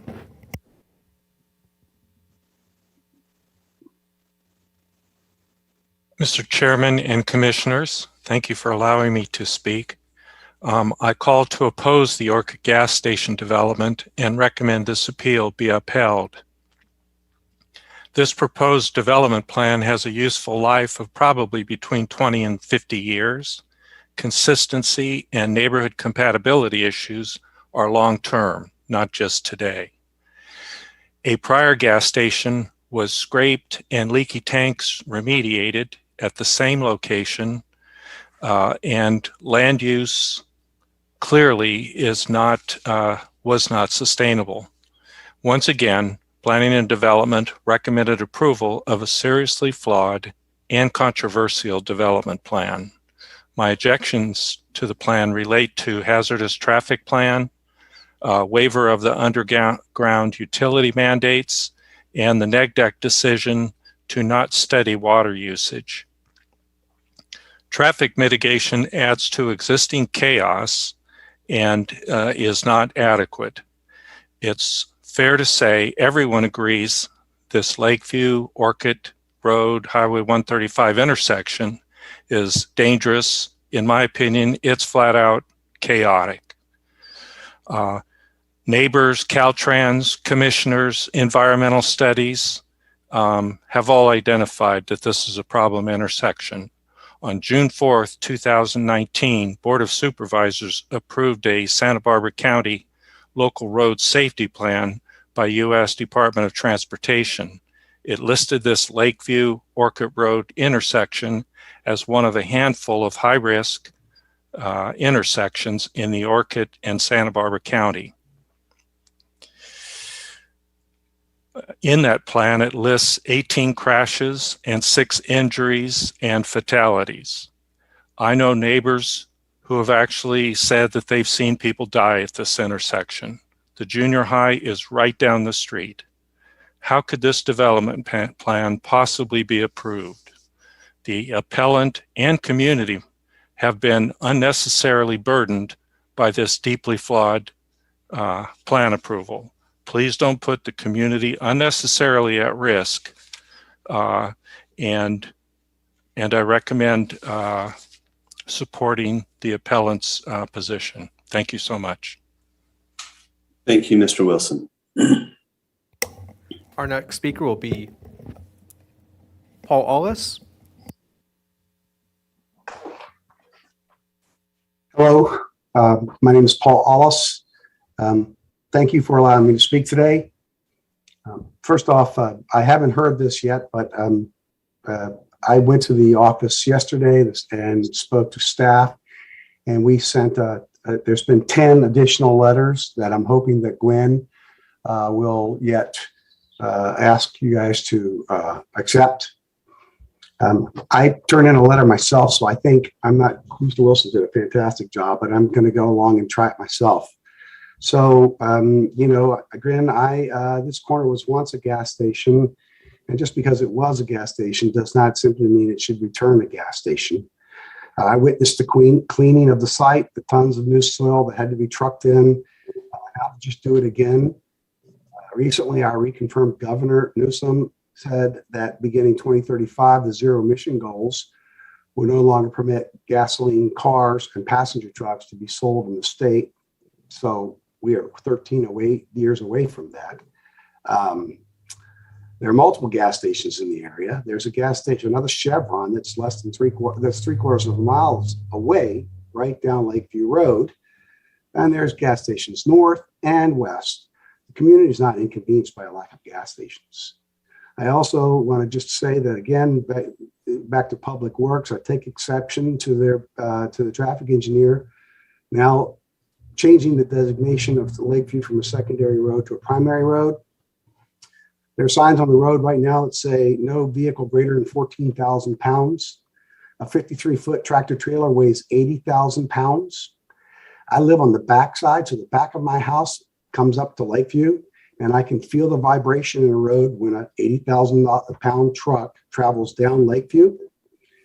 More trucks would mean more vibrations and potential damage to our stucco homes already built on sandy soil. And I'd have to ask you guys, I don't know this answer, but does not something need to be done to the road if this is changed to a primary road to change the depth to be able to accommodate additional weight? And who pays for that? I know you guys are going to just wear out the whole dialogue around underground wiring, and I won't bother to get into that except for to say that you need to be consistent. Would you allow Union Valley Parkway to have to do this, or did you allow Evergreen Center? And do you think we're immune to fire? And hearing today all this dialogue about Caltrans, I believe that Caltrans is well aware that we have big issues with fires in this state. And I too would like to hear that they will not allow that to happen. So by chance, I encountered a person connected to this project one day and just happened to run into them. And I asked them, how are you going to accommodate vehicles and drivers and at the same time protect the 10-year-old children who walk through that gas station to get to Lakeview? And his reply was, we can't. That's the very reason this project shouldn't go forward. Yet that point has hardly been acknowledged. It wasn't really acknowledged in the last meeting because I sat through that 8-hour call about 2-3 months ago. And I'm here again today, and I've yet to hear the word child, but I've heard the word mitigate 5 times. So there's so much going on at that corner. It's a lot. There's 40-mile-an-hour speed limits on Lakeview. They turn to 55 on Skyway. You can see the sign for 55 miles an hour as you're crossing 135. So people speed up. Orchid Expressway is just dialed back from 65 miles an hour to 55 miles an hour. So you have at that point, so then you have lanes closing down from 2 lanes on Lakeview to 1, change in speed, potential left turns at a spot where a road, where if we add additional. Mr. Allis, your overtime, could you wrap it up, please? It's at 15 minutes. So here's what I'll say. I'll just say that there are 20 letters that you have now, and hopefully Glenn will allow those letters. And and I feel like, there's every one of those letters. No one is trying to stop growth. We're just trying to say that this is not the right project. It's a dangerous corner, and everybody's saying dangerous corner, wrong business. I'll just give you one, and I'll close with this. I'll just give you one idea. Right across the street, we've opened up an emergency center, and if this corner would be perfect. It's a cottage care emergency center. How about an office building there for doctors' offices? Or I heard mention of HDUs. There's so many other ideas besides adding 1,700 or whatever the additional trips are. I may have that number incorrect, but at the end of the day, you have a lot of people that have spoken up, and we've all been here a long time. And actually longer than, and those pre-existing conditions existed when the gentleman bought that property. He knew that Lakeview was there, a middle school was there. He knew about the frontage roads. He knew about Highway 135. So thank you for giving me this chance, and I hope you guys do the right thing.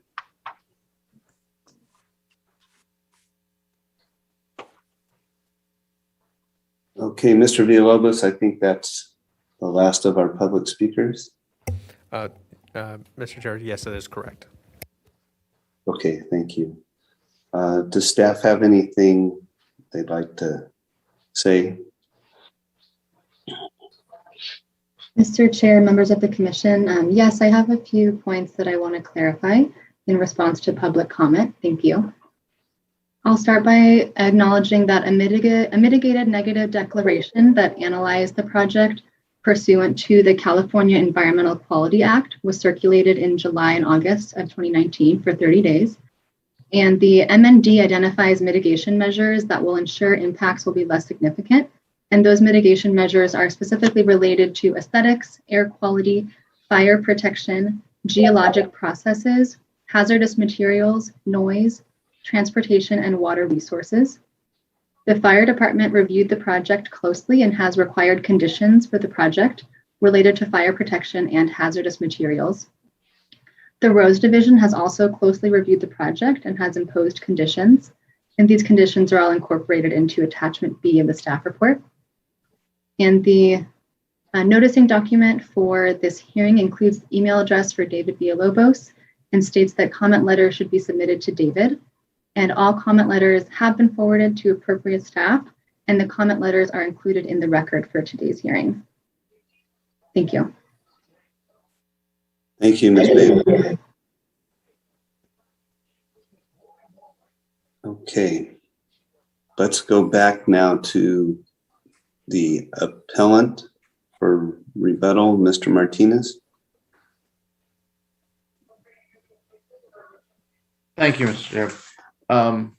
Really, it's kind of in regards to rebuttal. I miscited the page number as to the staff report, December 4, 2020, regarding the redesignation of the road, Lakeview Road, as from a secondary to a primary. It's really page A11.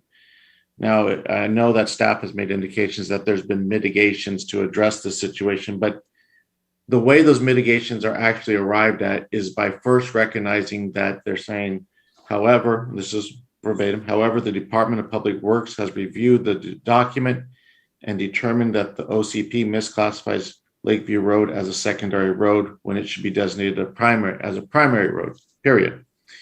So the mitigation efforts are reached by saying, okay, this is a primary road, so therefore we can have these mitigation efforts to avoid, or at least as we use the word mitigate, the traffic impacts.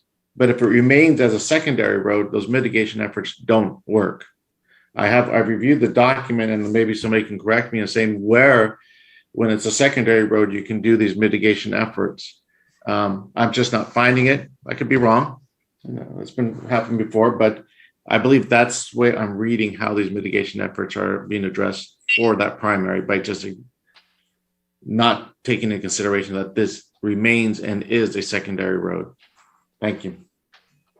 Thank you, Mr. Martinez. Mr. Robertson, are you available? Mr. Chair, yes, I am here. Thank you. Could you address that issue? Yeah, I think we're getting stuck on something here, that the intent of my discussion with planning and development is getting portrayed as a change in the roadway classification. And that's not necessarily the sense. I think what we were having here is early on in the process, we're seeing, and quite honestly, with the Prather project as well, we had this exact same issue. It was that we're seeing an impact on a roadway that's actually a policy impact from a number that's adopted in the community plan that says, hey, if you send more than X number of trips onto this roadway, you have an impact. Where did that number come from? Why is it that the magic number? That's all before us. We have no real insight on where that number came from. But what I needed to do is to put some context in that to planning and development. Do we truly have an impact? So I think I've said this before in prior hearings that there's kind of a transportation planning 101, and Commissioner Bradley can relate to this, where when you have roadway impacts, you're going to see impacts on the bookends of your corridor where you have impedance or delay. So we talk about stop signs or traffic signals. That's where you're going to see the problems first. It's almost unheard of to have a road fail in the center of two control points. Your control points fail, everything backs up from those control points, and then you start seeing this kind of middle between two intersections start to fail. For this project, we're seeing exactly what I just described. We're seeing the roadway failing per policy, but the intersections are operating at adequate levels of service. So what does that mean? That's where my discussion with planning and development came in, where I said, could it just be we're seeing an impact because the road was misclassified? We're not suggesting that we reclassify the roadway. We're just throwing the question out there. Is it possible that the county got it wrong and misclassified the roadway? The answer to that question would be yes, because if we change the classification to a primary roadway, then the intersections are operating fine and the roadway is operating fine as it should be. So part of this process is not necessarily to say change the road. It's just to put context to the commission saying, hey, we might have a problem that was actually a policy issue that we messed up as the county. Is the applicant or is the project, should the project suffer because of that? Well, that's really up to the discretion of the commission, but it's my job to at least tell you, hey, we may have messed up. So that's where I'm putting it out there. So then going back to the comment, are we allowed to do mitigation on a P2 roadway and not on a P1 roadway? And that's why we're saying that. No, it's still a policy impact. We've noted that there is a policy impact because the current designation of the roadway is a P2. Therefore, you must follow policy, and the only way to get around that impact is to, I don't have the exact wording in front of me, but it's contribute to an alternative transportation project to offset the project's impacts. And that's where the applicant has actually come forward and said, hey, we're sending this set number of peak hour trips on the roadway that we were over, or ADT. And here is a monetary value that we're willing to give to the county to provide, quote, mitigation for alternative transportation projects. It doesn't say that they have to be right there in the area, although that would be preferred. But that's what the applicant is proposing. So I don't have an answer on whether or not that's acceptable or not. That is in the discretion of the commission. But what I'm saying is that it appears to be a feasible approach, at least in transportation's eyes. So I'm going to leave it at that one.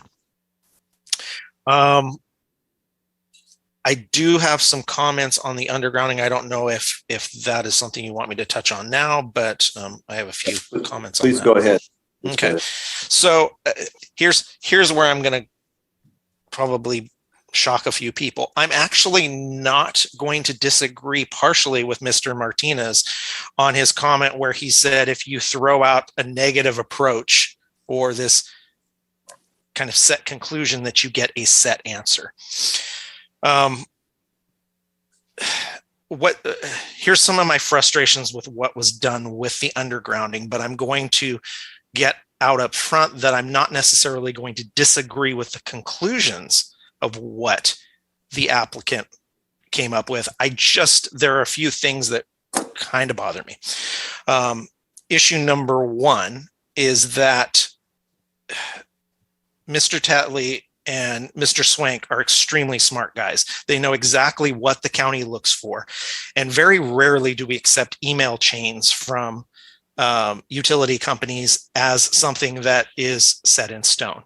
I would have preferred to see something in writing from either Caltrans or Frontier, signed and stamped by an engineer, putting their license on the line, saying in a hearing that this is not feasible. What was really asked? And what I think was done here is that I gave kind of a rough location of a pole. I said, this is about where we'd want you to see the pole. We think this could be done. Go move forward. And I admit there's a skew in the lines, and utility companies don't like skews in lines. So I could see them coming back and saying, yeah, that's not doable.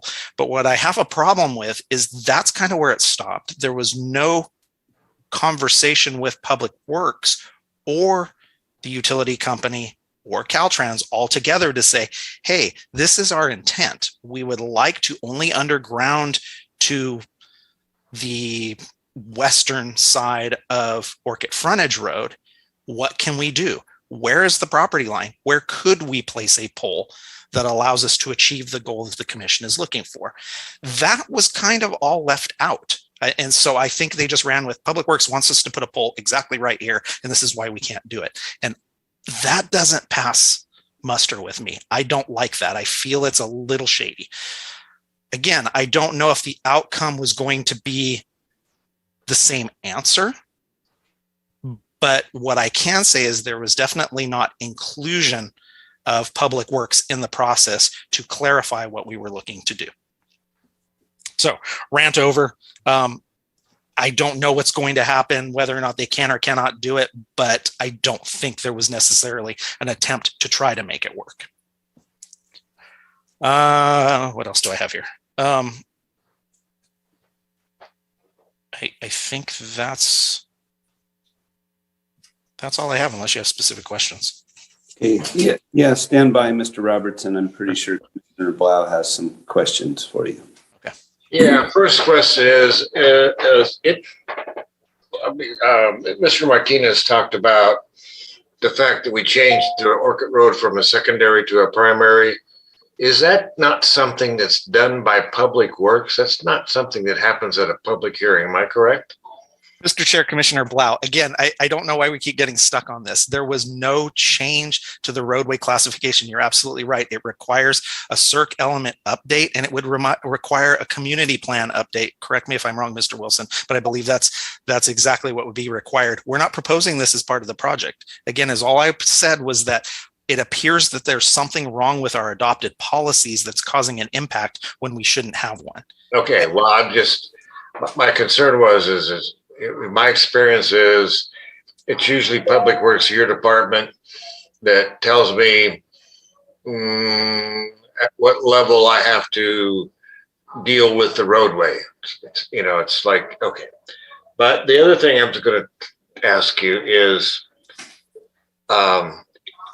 there any reason we could not have a condition that says that the applicant will underground all utilities, including going under Orchid Road and the Caltrans Highway, unless waived by Public Works? And what I'm thinking is that if you're satisfied that you can't get Caltrans to agree, you being Public Works, you being the county, then you could waive that condition, but it would have to be to your satisfaction. They said no, or am I getting something wrong there?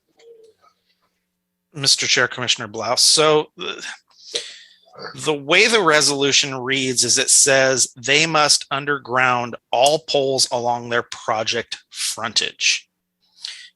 That's how the condition is placed on them.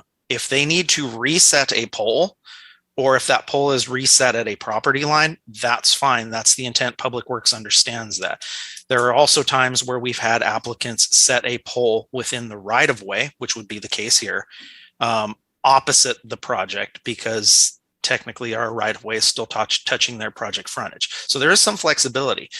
But the intent has never been to have the applicant underground across the highway. And if that was the case, then I think there would be, well, we should be fleshing that out at the Planning Commission right now, which we are. And B, Public Works would side with the applicant because that's not necessarily the intent of the resolution. But I just don't know if we're 100% there yet, because I don't think we've all got in the same room. I mean, I'm not going to die on my sword over a pole being left on the corner. And if the planning commission is okay with that, then we're good to go. I want to make sure that we're being transparent about what can and can't be done.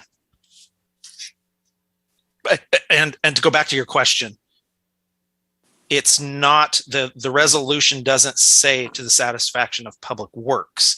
It's to the Planning Commission. The Planning Commission, actually, it's the body with final approval authority over the project. And if this goes to the board, then that would be the board. But right now, that is your commission, and your commission has the sole ability to decide what happens with the undergrounding.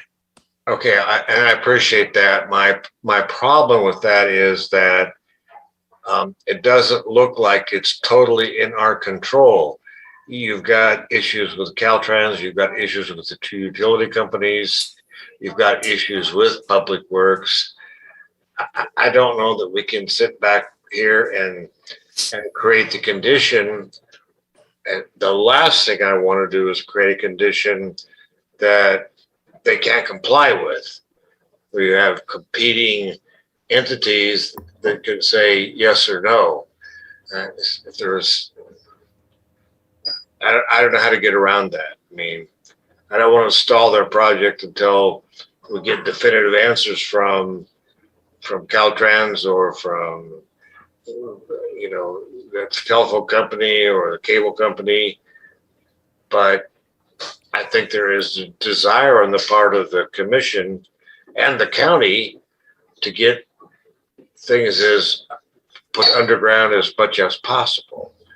But again, I don't want to create a condition that's impossible for them to comply with. Mr. Chair, Commissioner Blau, I think the simple question to the utility company should have been, where can we place a pole that would be acceptable to you? And then propose that back to the county. Okay, well, for me personally, I have no problem putting that in in your department to make that determination. I don't think it needs to be resolved before the planning commission can either approve or not approve the project. It's like, it's just beyond my pay grade. I don't know. You know, it's up to you, Public Works and the utility company to figure it out. Commissioners, if it would help, I'm happy to pull up the condition from Public Works condition letter so you could read it. Good idea. Stuart, why don't you do that, please? Mr. Robertson, while we still have you here, you brought up a point that it wasn't necessarily the intent of the ordinance to underground a state highway, but that it was more frontage of county properties. Did I hear that correctly from you? Mr. Chair, yes, that is the case. And let me go one step further because you just jogged my memory. There is a section of the undergrounding ordinance that does talk about state-controlled land adjacent to an undergrounding requirement. And in that case, it is the decision of the director of Public Works on whether or not he requires that undergrounding or not. So maybe that's helpful to Commissioner Blau, where that's kind of the out that we're looking for, but it definitely is in the language of the undergrounding resolution. And it's very clear about state properties. That would do it for me.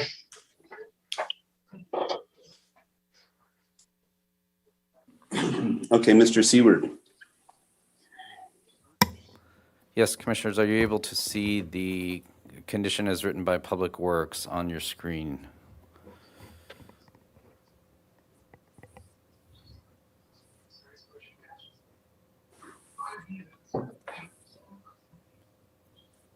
I'm also happy to read it for anybody who cannot see it.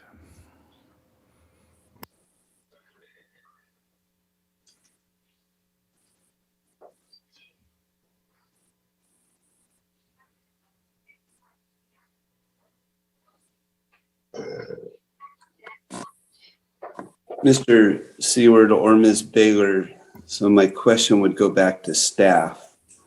As Mr. Tetley described the undergrounding that they would undertake, does it comply with these Articles 2 and 3 here? I would ask Mr. Robertson if the screen, does this constitute, I can't find the red dot here. Is this fronting? Is this all the frontage requirements? Because again, as I understand it, the applicant is proposing to underground everything where the cursor is going. Oh, the We're not presentation. really seeing Mr. Chair, Commissioner, so what I'm seeing right now is Here we go. the ideal, super expensive, not what the county was looking for option. This would be the best of the best. And we know that there are issues with what they're proposing here. A, Caltrans won't let us let you bore under the highway. I can't remember what the other option or problems were, but we know this is not achievable. But again, nobody has placed a plan in front of Public Works that says, here is state right of way, here is county right of way, and here are locations that Frontier said we could place a pole in the county right of way on the western side of Orchid Road. It might be in the middle of the sidewalk. I don't know, but I can't say that it's not doable. And I don't, again, it's not something that Public Works is going to die on their sword over. It's just for transparency to the commission, the work hasn't been done. It just hasn't been done.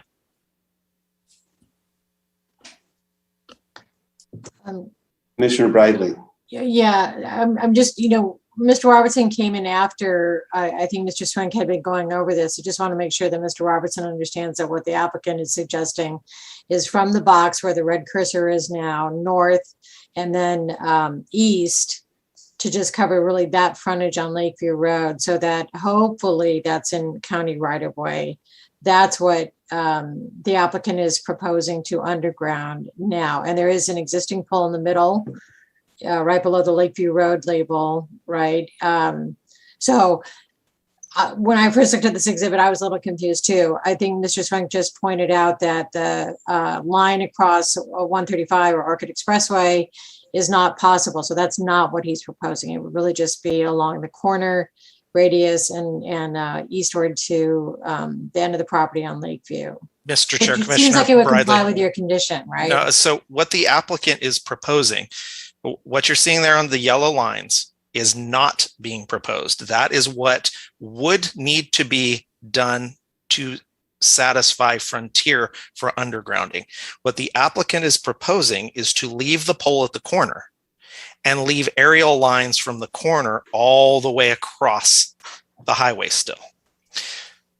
Because, okay, thank you. right, so that's kind of where I'm going at. I keep going back to this, and that if that's what the commission is okay with, that's fine. But there hasn't been the discussion on alternate locations that Frontier could have on that kind of, well, that sidewalk portion on the western side of Orchid Frontage Road. So between Orchid Frontage Road and the Orchid Expressway. If there is an area in there that is county land that meets the inline requirements, that doesn't skew the line enough that Frontier is upset with it, then that is still an option. It just hasn't been explored. What the applicant has done was I gave a rough location, and I don't think we have the exhibit of where I put the pole. I just said, here's a location for a pole that we'd like to see. It looks like a good location. But it was almost like this is where Public Works says the pole has to go. And that's not the case. And the applicant can correct me if I'm wrong. Maybe other locations were explored, but Public Works was not part of that process or privy to the discussion they were having with the utility companies. Okay. I didn't think that there was any conclusion that the applicant could do anything about the lines crossing the frontage road and Orchid Expressway. I thought their undergrounding was going to end on their property all east of the Orchid frontage road. Maybe I've got it wrong. with the Mr. applicant. Chair, Commissioner Bridley, so that is a possibility, but that still leaves a pole on the frontage, which would not be the intent of the condition.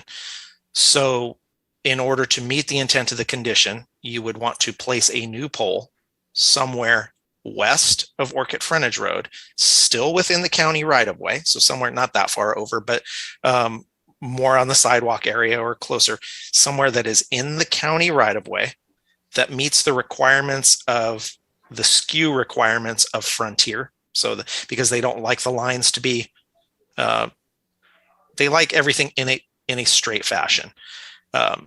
Not there either. That would be in Caltrans right away. So it would be somewhere on the other portion of sidewalk that would be on Orchid Frontage. Somewhere there would be an acceptable location if it's within the county right of way and if Frontier was willing to support, if the lines were straight enough for Frontier.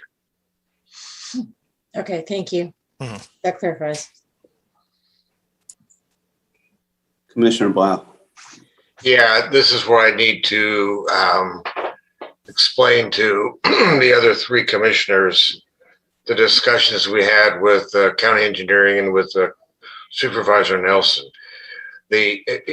Where you see those three arrows where our merging Lakeview going east, one of the problems we have is right now from Skyway Drive to Lakeview, you've got two through lanes crossing Orchid Expressway and then merging to one lane on Lakeview where you see the three arrows. And that we had it was a half an hour discussion about that whole issue. Unfortunately, Skyway Drive is in the city, not in the county.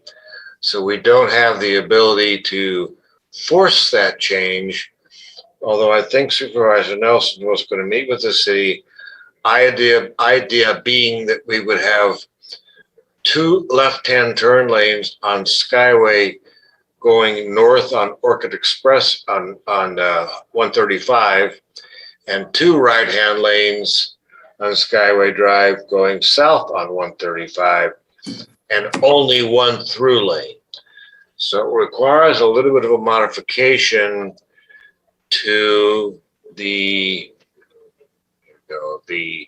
northwest corner of the parcel, maybe an extension of the sidewalk. So we kind of compress that. So we only have one lane on Lakeview Drive east of Orchid Road. Now, that's not something that this commission can deal with, but Supervisor Nelson and the city manager for Santa Maria hopefully is getting that worked out. That would do a whole lot to decongest and make that subdivision a little safer. And I will tell the commission, we spent an hour and a half talking about different ways to make configurations of Orchid Road, taking it around here, doing this, doing that, doing this. And the best we could do was that solution. And I don't know where that went. I mean, Chair Farini, you probably have talked to Supervisor Nelson since that meeting, but hopefully they can work that out. It would make a big change. So two people in the same building, three opinions. What I heard there, and Mr. Wilson, are you okay with us discussing this? Yeah, Mr. Chair, Commissioners, I do. I just, at some point in the discussion, I think it would be helpful for the staff to actually frame up what is the request as far as the undergrounding and whether or not the commission is okay with waiving that. So the request is to waive the undergrounding. So the commission, the decision is, do we want to waive the undergrounding or not? And if we waive the undergrounding, what is the area that the applicant would have to work with Public Works as far as putting that pole in the island? If you waive it, the undergrounding requirements, does that still trigger a pole in the middle? Or can you frame a condition that they only have to underground a certain point and leave a pole on that northwest corner? So I think that's the confusion that's happening, is it's really unclear what the ramifications are of the decision by the planning commission or not. If you waive it, what does that mean? Or if you waive it, can you put some parameters around what you're waiving and the requirements of the applicant? I think that would be helpful to kind of guide this discussion as far as what direction the planning commission wants to go and what is within your ability to waive. Okay, thank you, Mr. Wilson. Mr. Robertson? Mr. Chair, Commissioners, yeah, I want to agree wholly with Mr. Wilson there. I think that's what we need to get from the commission is, are you waiving the undergrounding entirely?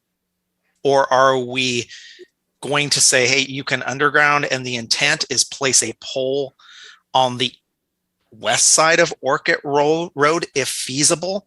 And if not, then the commission is fine with one pole remaining on the corner because we know that's just what they have to do. I think that's just the clarity we need from the commission. Okay, so Mr. Robertson, the way I understand it, an option to look at, and I think this is the applicant's job to, my opinion at this point is I think it's unfair to the commission for us to have to figure all this out. I think the applicant should come back to us with a better view, but I'm probably in the wrong time of day to say that. But it looks like there is a possibility of undergrounding to the pole that's closest to the intersection next to the number 80 there. And then that pole needs to remain, according to Frontier, because they want a straight shot. I learned that from you, Mr. Robertson. They want a straight shot to their other pole that is across 135 at the turn arrow. There's a pole there. That's a pole right there. And I think those things are going straight. Mr. Robertson thinks it's worth looking at to see if we could put a pole, say, in line on the county right away. Yeah, right around there somewhere. Although you have to put it on a sidewalk. I don't like poles on sidewalks. So, but if that's the way it is, I guess that needs to be explored. Jumping into the traffic discussion, if we could move the red dot back over to the right turn arrow on Skyway Drive on the other side of 135. There you go. So that is that area right there in the meeting that we had is under the jurisdiction of the city of Santa Maria. And then if we move to the right and go into the kind of rectangle there with the 135 sign on it, that's the jurisdiction of Caltrans. So move your red dot to the right. So it's, there you are. That now we can pretty much see the delineation. We are now in the jurisdiction of Caltrans. If we continue to move right somewhere around the K in Lakeview, I believe, that becomes the jurisdiction of the county. So you have 3 jurisdictions, and like anything else, there's 4 or 5 opinions on how to do everything there. And that is a big problem with Lakeview Road is the other 2 jurisdictions coming into agreement with the county. Mr. Robertson, did I misspeak there? Or is that how you recall our meeting? Mr. Chair, no, that is correct. And just while I'm back on real quick, the intent of Public Works is to by no means delay this project because the project has met all the requirements. So if I guess for clarity, if there is a way for the commission to recraft the condition so they are accepting of Public Works working with the applicant to, Right. yeah, I think that's the intent here. All right. Okay, that's helpful, Mr. Robertson. Mr. Wilson. Chair. Before, I don't know where we are with deliberations. I'm just going to rephrase a comment by Ms. Robertson and my earlier comments.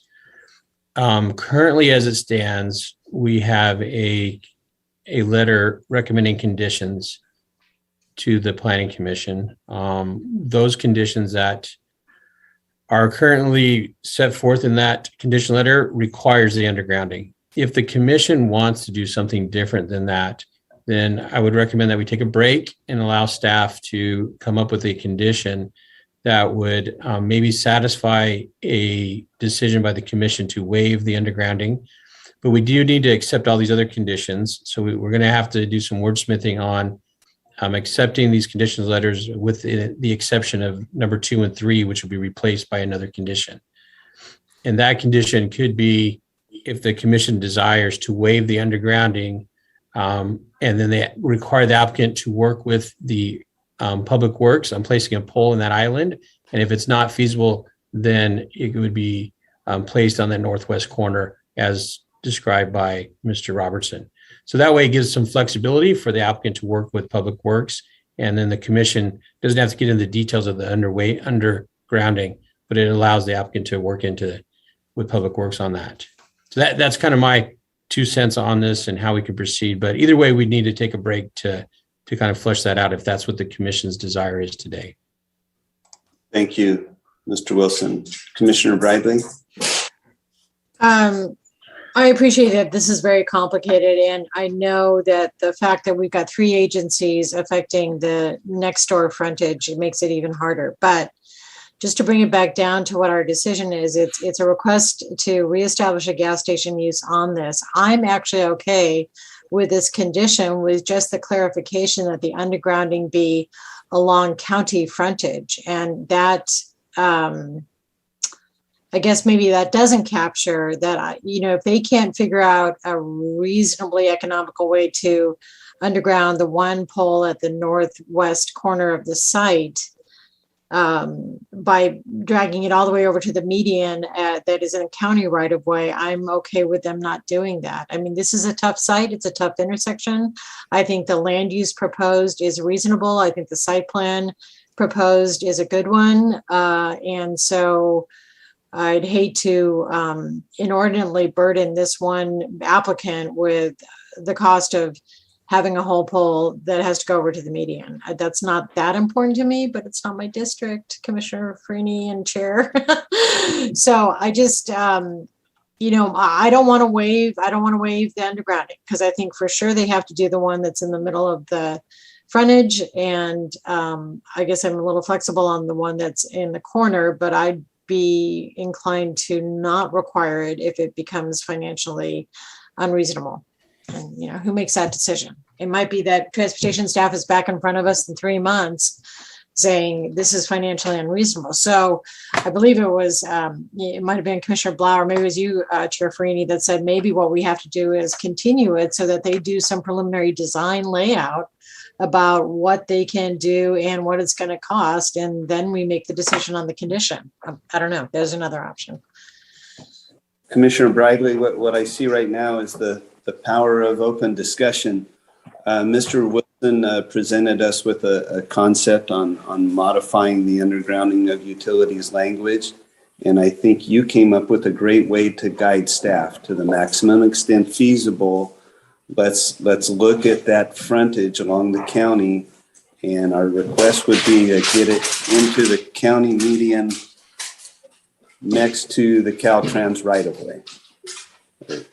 That kind of, and you said it better. So if you help guide that language to staff so they know what direction to go, I think they can help us write that up so we don't have to come back, and we'll keep it in the hands of staff on trying to achieve our direction. And if that's not feasible, then like you said, you underground all the frontage up to that northwest pole. So it's kind of a question back to Secretary Wilson, in that if that's something that we can wordsmith into existing condition or the letter from Public Works, then maybe we can do that today. If it depends on design analysis, then maybe the case has to be continued, right? Because what we're doing is asking Public Works to define what is financially reasonable. I mean, and that's really all about the northwest pole, right, Chair Farini? And I believe that maybe they just haven't done a little more work in terms of what that's going to cost to underground it into the county median versus not do it at all. And we're being asked to make a decision about that one pole. I would say I don't think this is a financial burden to move it either to that median. The financial burden they were claiming, and I get it now. It's why are we making them cross the state highway? I think it was explained to us that's, it should maybe stay on the county land. So it's just moving that northwest pole, instead of it being there, undergrounding to the one, say 100 feet further to the west, and putting a new pole in there. Does that sound? Okay. So I mean, if the commission has that consensus, then maybe it's just a simple sentence to add to item 2 of the Public Works letter that says, all every effort must be made to underground the existing poles on the property frontage and to locations that are within county right of way. Yeah, I hope Ms. Baylor got that. Me too, because I didn't write it down. I just blurted it out. But sorry. Yeah, in concert with Public Works. Yes. Okay. Commissioner Blau. Yeah, I agree. Let's move it to the west side of Orchid Road in that corner. It's still in the county right of way. We looked at that map the other day. The Caltrans right of way is not back a sidewalk on Orchid Road. It's a little, there's a few feet there. And even it had to be at the edge of the sidewalk, so I don't care about that. That's not a highly trafficked sidewalk, at any rate. But yeah, I agree with that. Just move it there, and it's an extra pole. It's an extra 100 feet. It's not a big expense. I agree with you. Undergrounding it, dealing with Caltrans is expensive and a nightmare. No one wants to do that. I mean, I've had so much. I can't tell you how many times I've been a nightmare. So I think that's exactly perfect for reading. Ms. Baylor, did you capture all of that? I think it does come down to almost just 1 or 2 cents. I'm going to take a rough step. Mr. Chair, I think I have captured that, and I believe we will be able to update that condition. I suggest we take a break and let them come back to, give us 15 minutes. Is that enough? Well, we're rolling up on lunch now, so it's 11:45. I would say we just take a break now and come back at 12:45. We'll come back with this one, get it finished up. Yeah. Great idea. I would suggest that we do hear from other 2 commissioners just to make sure that if there's some other thing they want to weigh in about. Yeah, I think we need to hear from everybody and then come up with maybe a conceptual motion, see if we can get a second. Let's see where we are before we break. So we've got Commissioner Cooney and Commissioner Park. Either of you have comments? Commissioner Park? I was disconnected from the Zoom conference about 20 minutes ago. And maybe that was a gift from God, because I came back and and I couldn't tell that it was any different from what it was when I left. And further, it's kind of ironic because I received an email this week about last week's hearing that said that I failed to see the big picture and was obsessed with detail.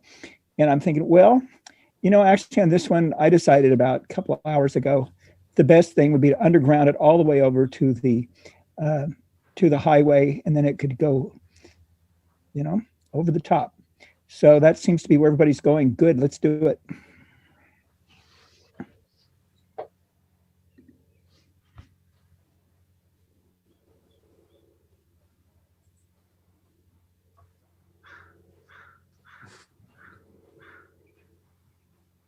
My dogs were out of control. I had to put them out. Commissioner Cooney.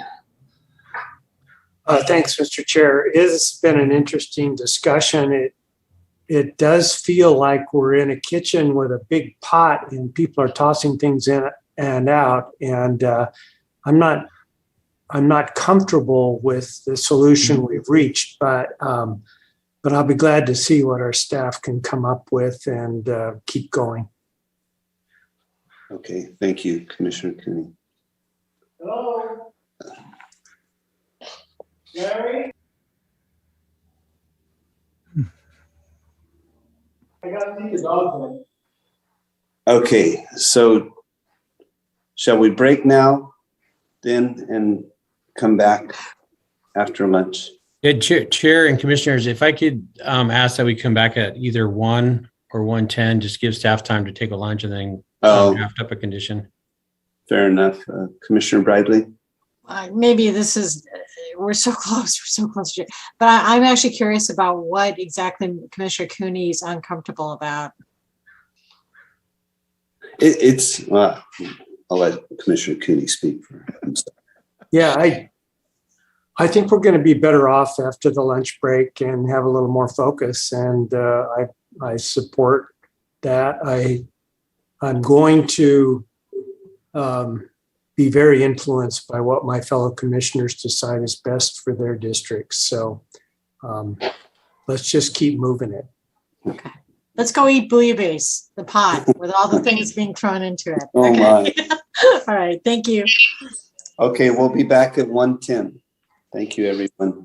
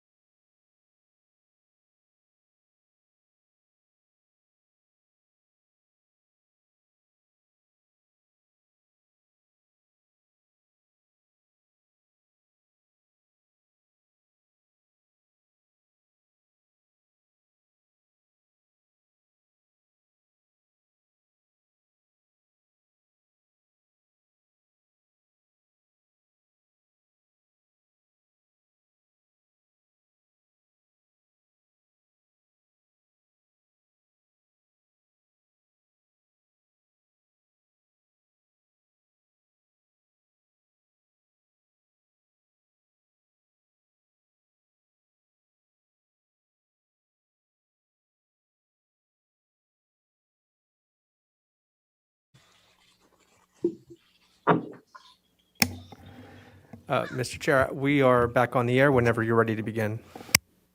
Very nice. Thank you, Mr. Villalobos. Welcome back, everyone. We will continue on with the Far Western Liquors appeal, and we're going to go to Mr. Wilson.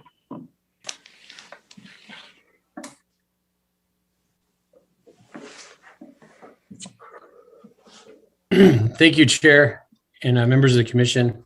I wanted to take a moment and recap the conversation or discussion that we were having prior to the lunch break and lay out a couple items of information for the Planning Commission to consider. And I think it's going to help frame some of that discussion and provide an avenue for us to resolve it today. So I'm going to take a couple steps back and give some information in regards to the questions about undergrounding and the requirements of that. So today we've heard about the Board of Supervisors resolutions regarding undergrounding. And so there's like a two-part process in that regard. The first one is undergrounding is required unless the Planning Commission can make a determination that the undergrounding would be impractical or unduly burdensome. In that case, the requirement may be modified or excused, and that is set forth in that resolution, 87-344. Based on our conversation today, it appears that the Planning Commission is in agreement that the undergrounding requirement should remain in place. So based on that premise, I asked Ms. Baylor to draft recommended findings and to remove finding 2.2 that was part of the original staff report packet and remove the finding that was related to supporting the waiver of the undergrounding requirement. And so that is, and then we're also providing recommended motions to support that, and that's in the memo dated today that was circulated right at the end of our lunch break. And that memo can be used today to approve the project and continue to require the undergrounding. And it does provide a reference to the modified or updated findings. So that takes care of the undergrounding requirement. So now, as far as the discussion that we've had at length or almost ad nauseum today, is the second part of that undergrounding requirement comes in a different section of that resolution, which is again 87-344. And it sets out some details in regards to projects such as this one, where they abut or adjacent to or contiguous with the public easement, right of way, or street highway. So in that regards, the resolution applies to those utility lines that extend into the right of way that are directly associated with the development proposal. And in particular, and like in this case, the terminating pole is, and the location of that terminating pole is made by the Director of Public Works. And he or she, the director, would consider what is feasible and reasonable as far as that location of that terminating pole for the undergrounding. So the location of the terminating pole is actually outside of the decision of the Planning Commission today, and it's actually under the discretion of the Public Works Director and the applicant to work together and identify where that location of that pole would be. And I think based on the conversation we've had with the Planning Commission today, we know where the majority of the Planning Commission's preference is on where that terminating pole would be. So in short, the decision of the Planning Commission today is either waive or not to waive the undergrounding requirements. And I believe the commission, or majority of the commission, is not to waive the undergrounding requirements. And then in regards to the pole location, that would be under the discretion of the Public Works Director to determine where it's feasible for that pole to be located. So hopefully that kind of frames up the decision for the Planning Commission today in regards to undergrounding. Super helpful. Okay. Well, thank you, Mr. Wilson. I wish we would have had that a couple hours ago. But so goes the cost of education. It does take. Thank you. Commissioner Blau. Just to say that it works for me. I'm happy with that solution. Yeah, I think it's what what we were all looking for. To keep Public Works involved in that. they know the best and they have the right of ways.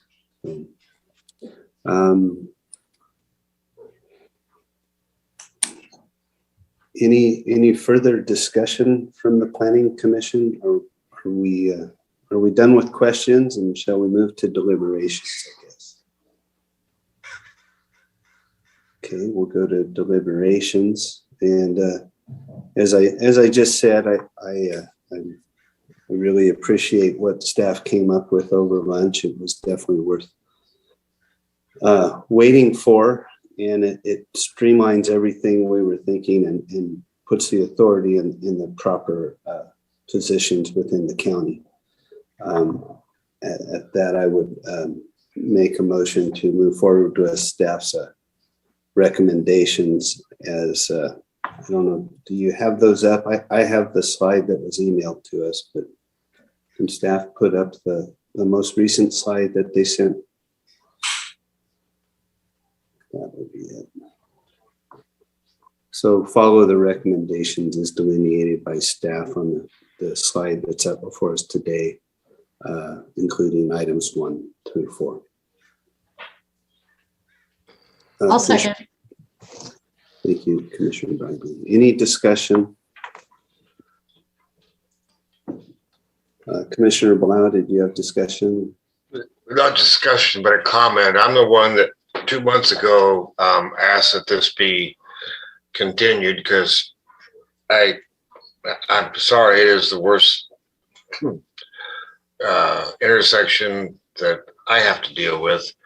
But after a very long meeting with Public Works and with the supervisor for this district and reviewing it, there is no other option.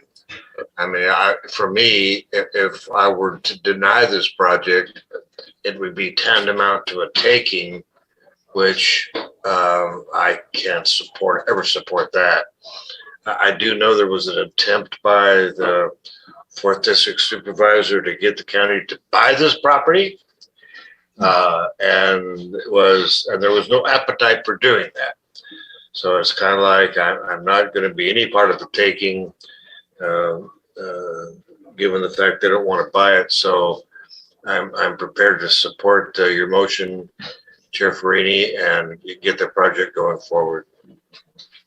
And I do think with I'm really hoping that the Commissioner, Supervisor Nelson, is able to work out that issue with Jason at the city to limit only one lane going into Lakeview, because I think that will substantially improve the traffic flow in there. The one thing I wasn't clear on, and I should ask this one more question, but I know we had this arrangement for right turns limited to certain hours and arrows and all that stuff.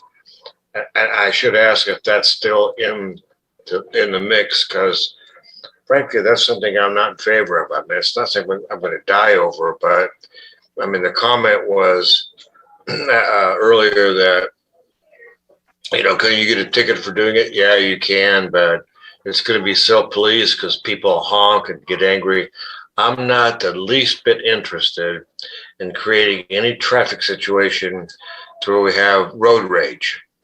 And that would be my concern, that, someone gets upset because they make a turn movement that is in contravention of the signage and the road arrows. That's why I'm hoping that if we can get rid of the double through lanes from Skyway to this roadway, that it solves that problem and we're not meeting those markings. So the question is the markings and the signage still there, or is it going to be just the normal as it sits now, as it's there?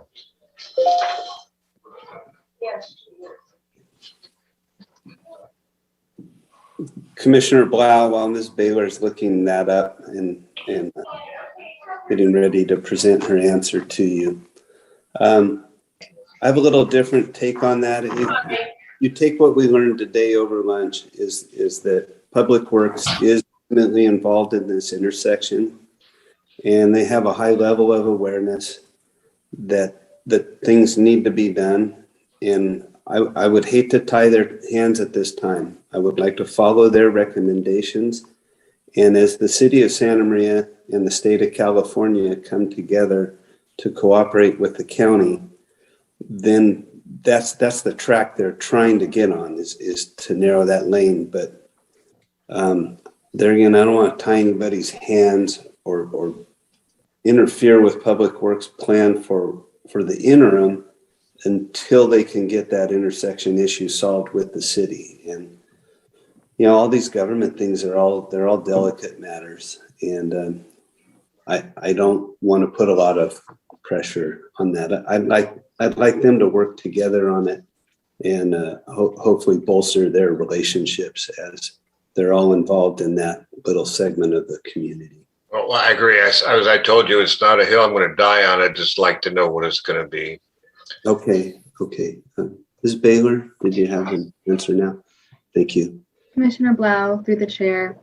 So there is a condition on the project to include prohibited movement signs, which will prohibit left and through movements during the AM and PM peak periods in the north and southbound approaches of Orchid Road, leading up to the intersection.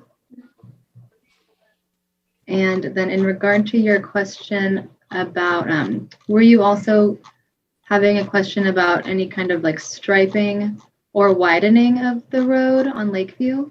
No, what I'm concerned about is that a planning commission requirement or is that a public works condition? If it's public works, I'm okay with it because they can waive their own conditions. If that's a planning commission requirement, I'm a little concerned because I'm hoping that they can make other modifications where it's not necessary, and then public works could not require that to be done. Do you understand what I'm saying? Yes, Commissioner Blau, through the chair, this was identified as a mitigation measure as part of the mitigated negative declaration, and it's now included as a mitigation measure as part of this project. So this is, it's included in the project that's before you today. Okay, that's why I think we need a slight modification, I think, in that condition could be waived by Public Works, assuming they make the other modifications that Supervisor Nelson, and I'm hoping that Jason Stillwell can work out. Does that make sense?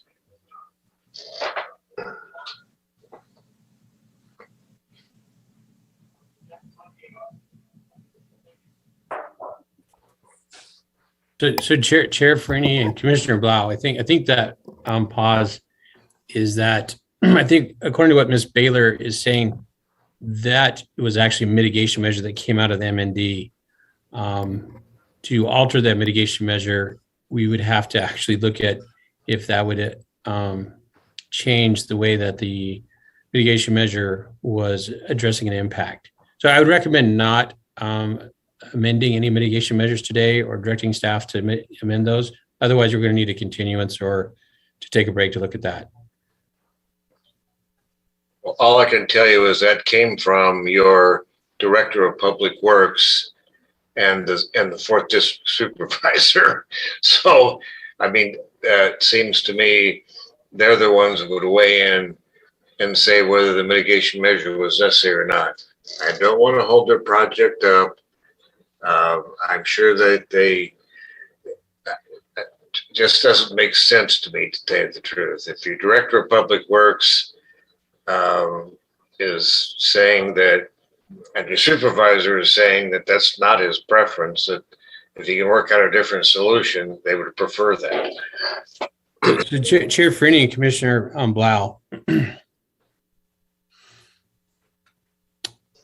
trying to stay off of hills today and sidewalks. Here's my recommendation to kind of wrap this up a little bit. The project as today, as proposed with the mitigation measures, apply to the ways it's being proposed. If something happens in the future, as far as other improvements and other changes at intersection, that will be evaluated on those merits. And if that requires a revision or change in the traffic flow or in the things, then that could be addressed at that time. So when that occurs or when that time happens, then we can address any changes at that time. So I think that would get to what Commissioner Blau was talking about. You're on the record. I'm good with that.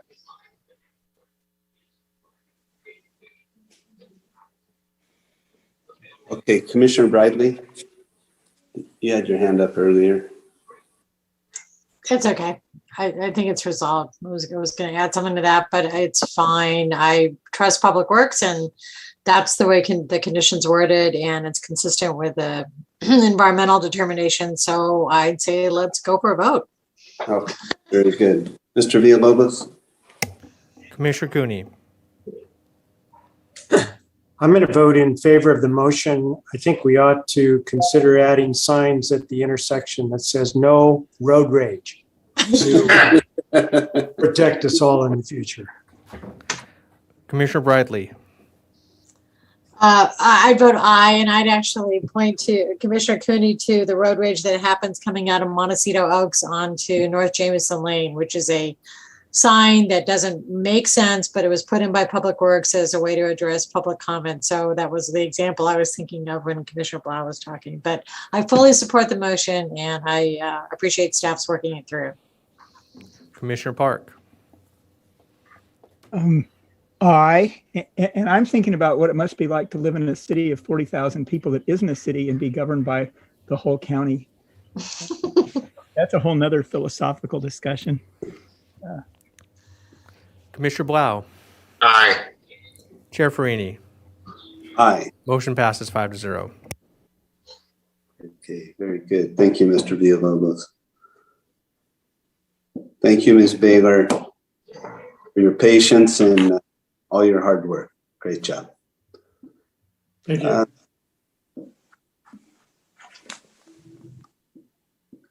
Mr. Villalobos, can you read item 3 into the record?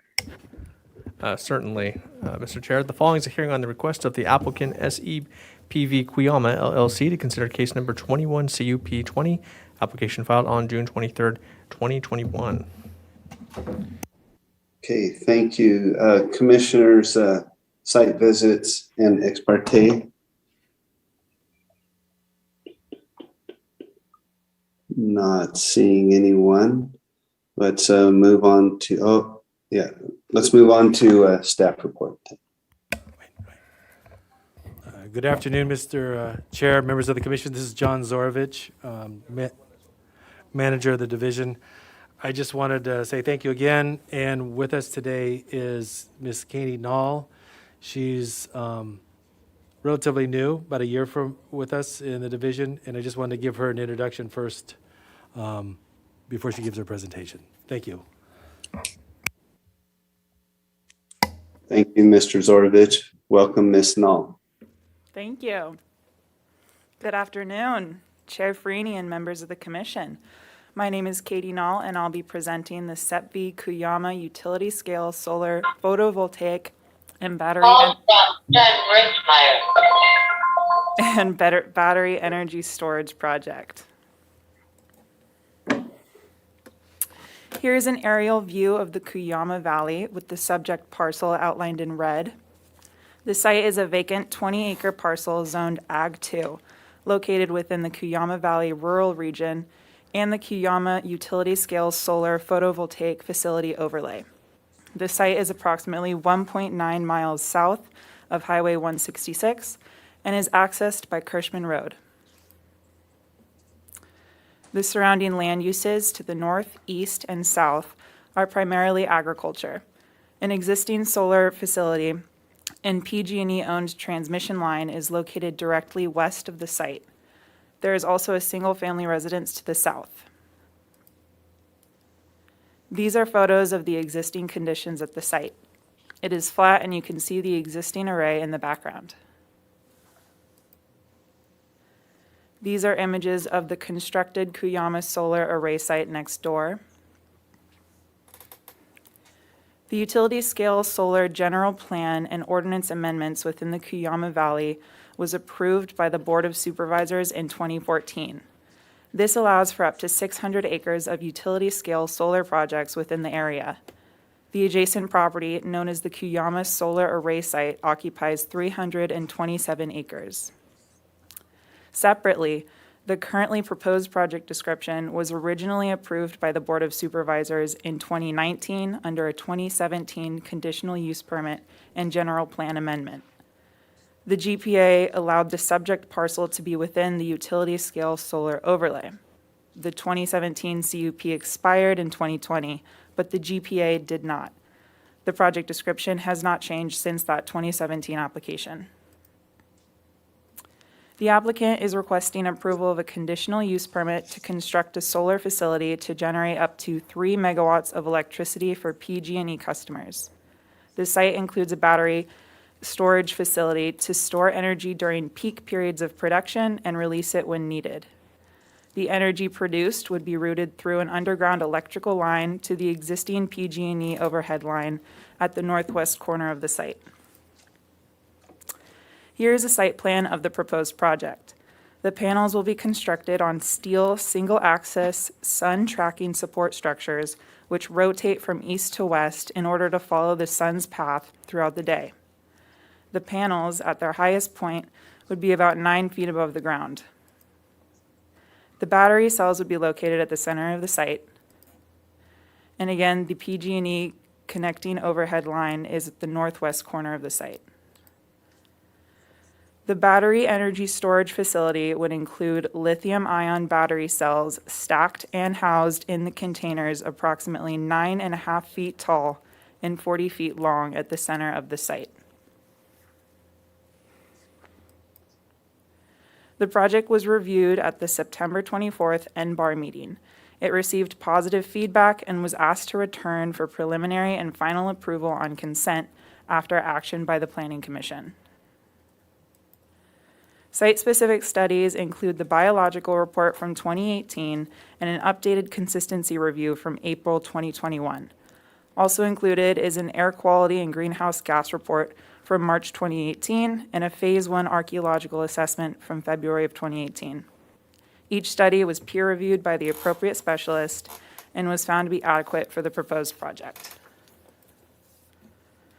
Environmental review for the project tiers off of the 2011 programmatic and project-specific EIR, which was certified for the utility-scale solar general plan and ordinance amendments.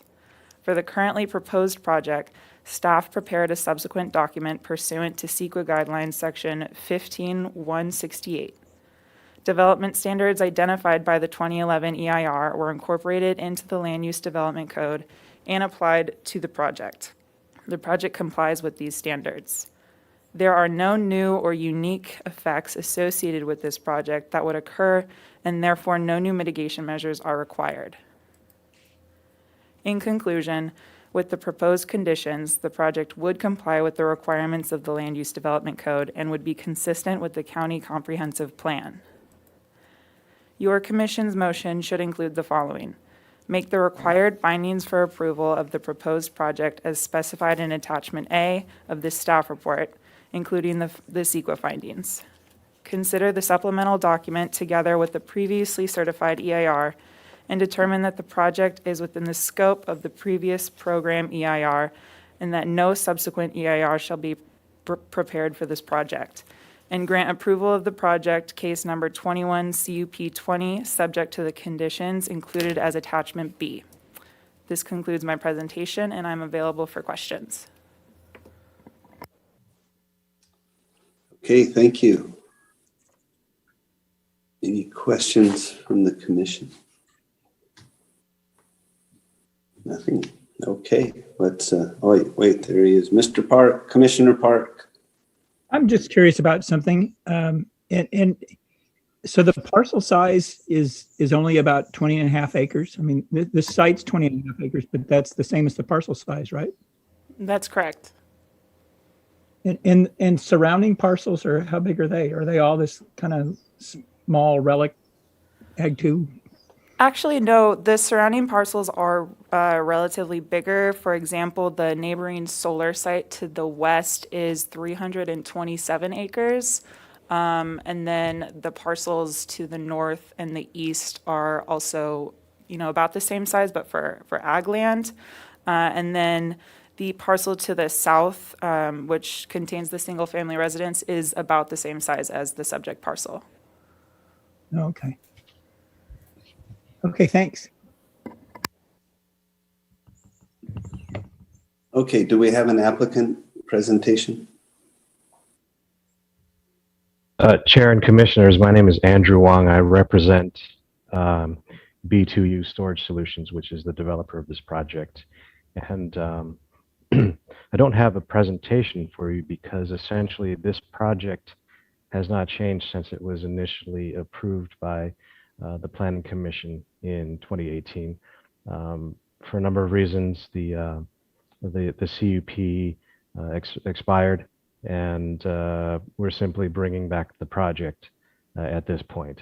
There have been truly no changes to the conditions or our to the project essentially.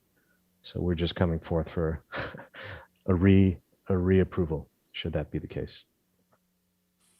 Very good. Just a question of curiosity. During the 2-year wait, has technology moved forward where the panels will be more efficient or the battery storage more efficient? Or is everything kind of at a plateau right now? Well, the good news is that, like with many things related to technology, the technology has indeed improved.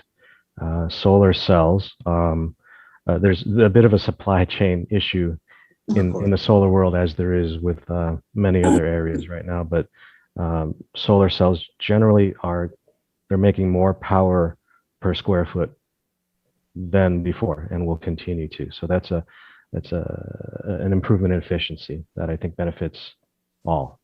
To the notion of energy storage, a couple of things. There are more and more projects like this, either using solar to charge the batteries like we're doing, or battery energy storage standalone on its own.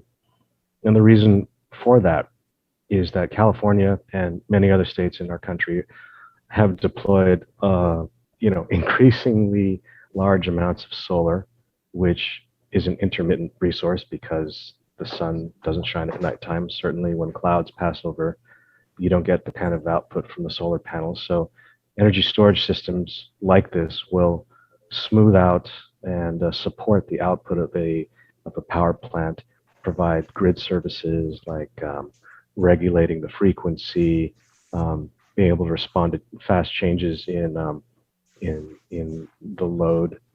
So that's what we're doing here as well. You'll see a lot of these types of power plants going online in California and elsewhere. Thank you. Very helpful. Appreciate it. Commissioner Blau, you're muted. You mentioned that the CUP expired. I don't know how that happens. Did it expire or are we modifying it? Maybe staff could tell me. That's just a curiosity thing to tell you the truth. And if it is being modified to move the changes or. Mr. Chair, Commissioner Blau, no, the project expired, or the permit expired. There were certain conditions of approval that were not completed prior to the 18th month expiration date. The project was not modified. Okay, thank you. Commissioner Bradley. Well, I guess I'm curious, is there any expectation by the applicant that they're going to run into completing those conditions now? I mean, they made progress on some of the conditions, they just didn't finish them. So it looks like this is in a better situation getting it reapproved. Andrew Wong here, Commissioner Bradley. Yes, that is indeed the case. We do plan to move forward with the project. Okay, thank you. Commissioner Cooney. Thank you, Mr. Chair.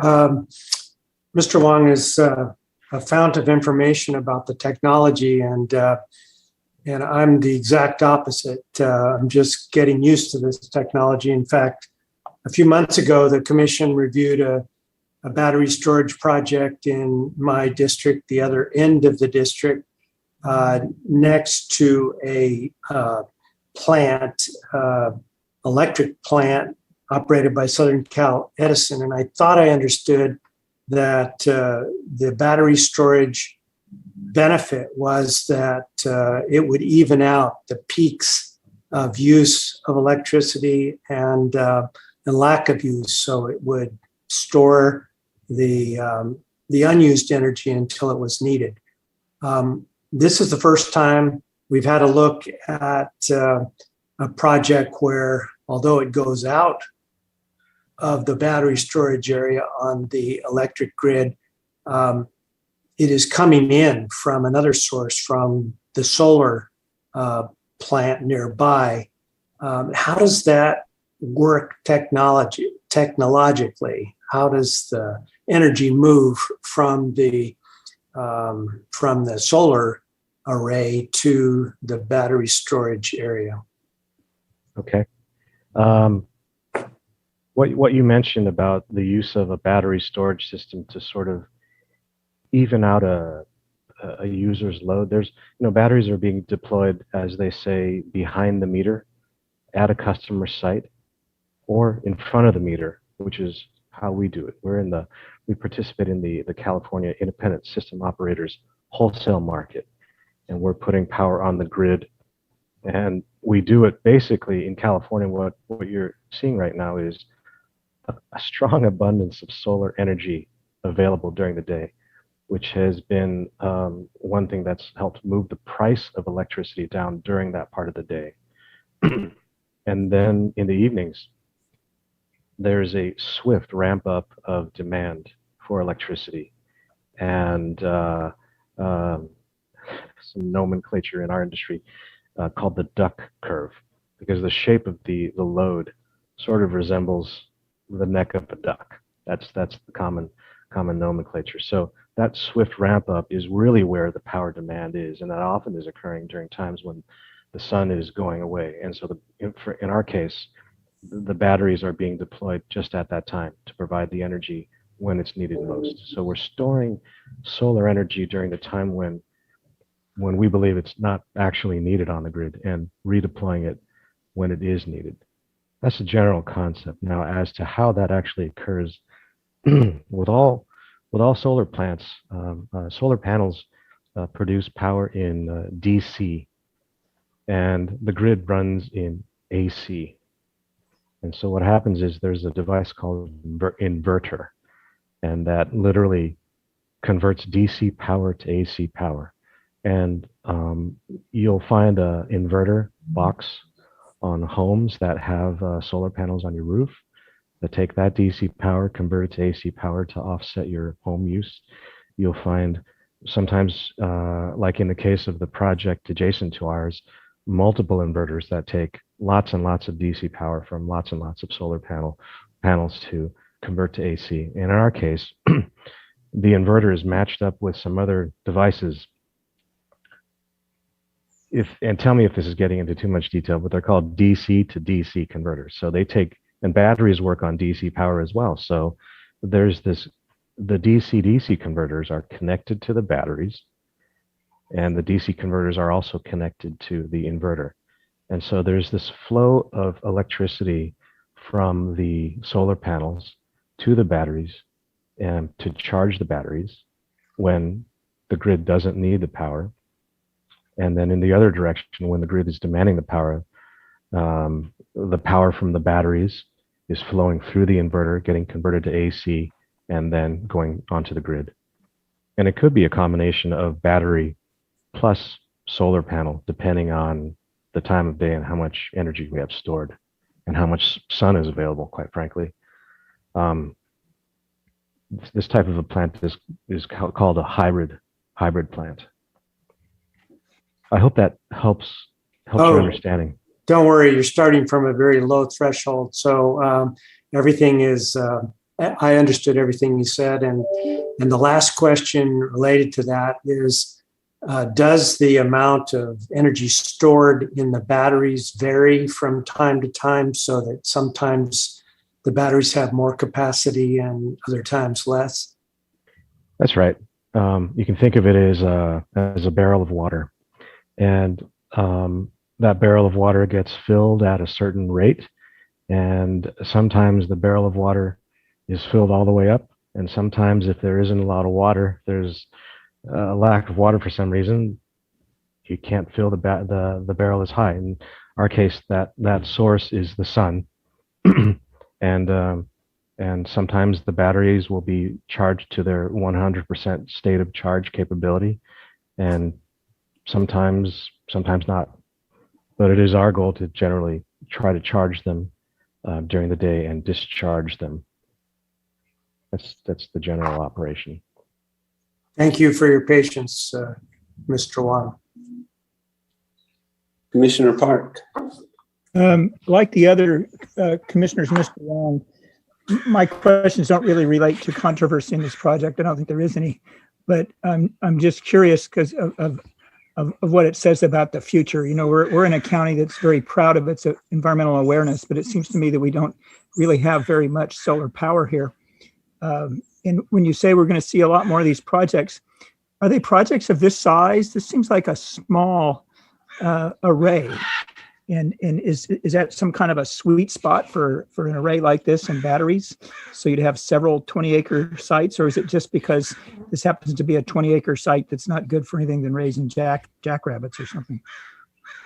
Well, it's really the selection of the size of the power plant has to do with the focus of our business. You're right; it is a relatively small power plant as these things go, but that's what our company focuses on. There are some much larger companies that would build a 500 megawatt version of this. Ours is 3 megawatts, and that's our primary focus, is our priority on plants of this size. But you know, maybe if you build 23 megawatt facilities throughout the county, that has a different look than one 600 megawatt unit. And that's just kind of why I'm curious about where this industry is headed. It's sort of enlightening to me that you've got something here that you feel is worth doing at this scale. That's right. That's right. You'll see a combination of sizes, depending on the wherewithal of the developer.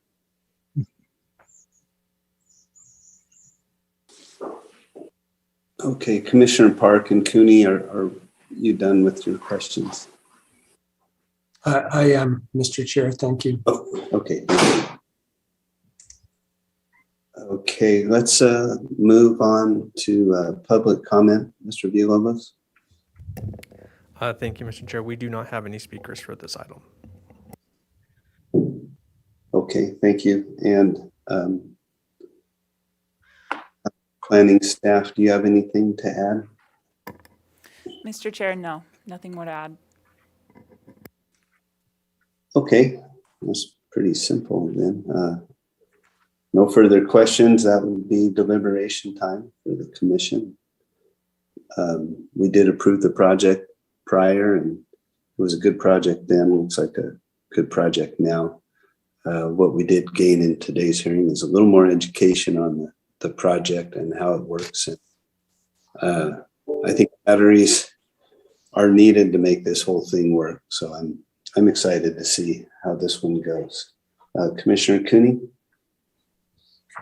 Yes, Mr. Chair, I am also excited about the prospect of moving farther into the technological advances of solar power. I can see the importance of the battery storage as a link from the solar array to the grid.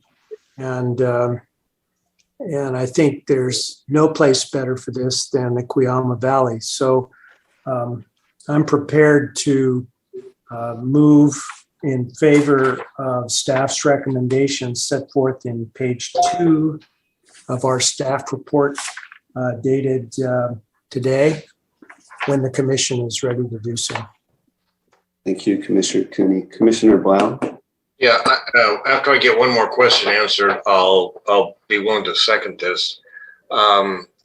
It concerns me that they had a CUP that expired And I get the idea why we set limits on CUPs with conditions, but I'm having a real tough time understanding or envisioning where we would want some modification of the CUP in 18 months or 2 years.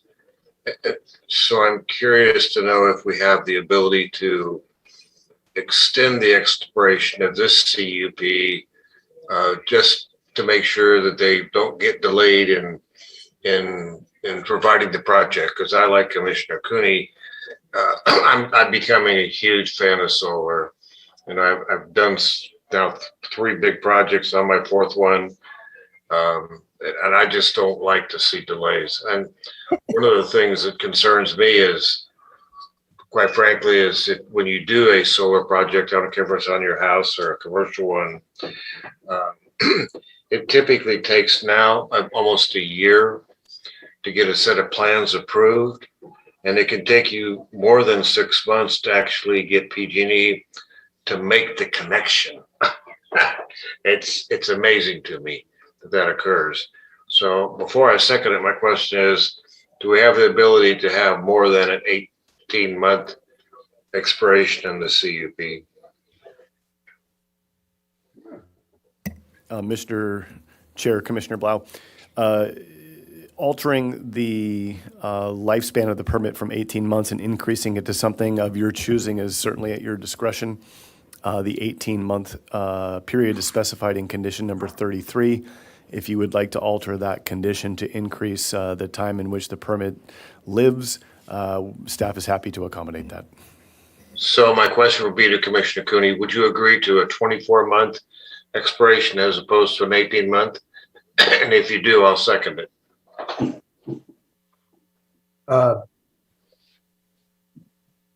I'm not sure of any downside, Commissioner Blau. It seems to me that we want to see the project move along and not languish. But if it's due to the county's overload or work requirements, it certainly would be reasonable.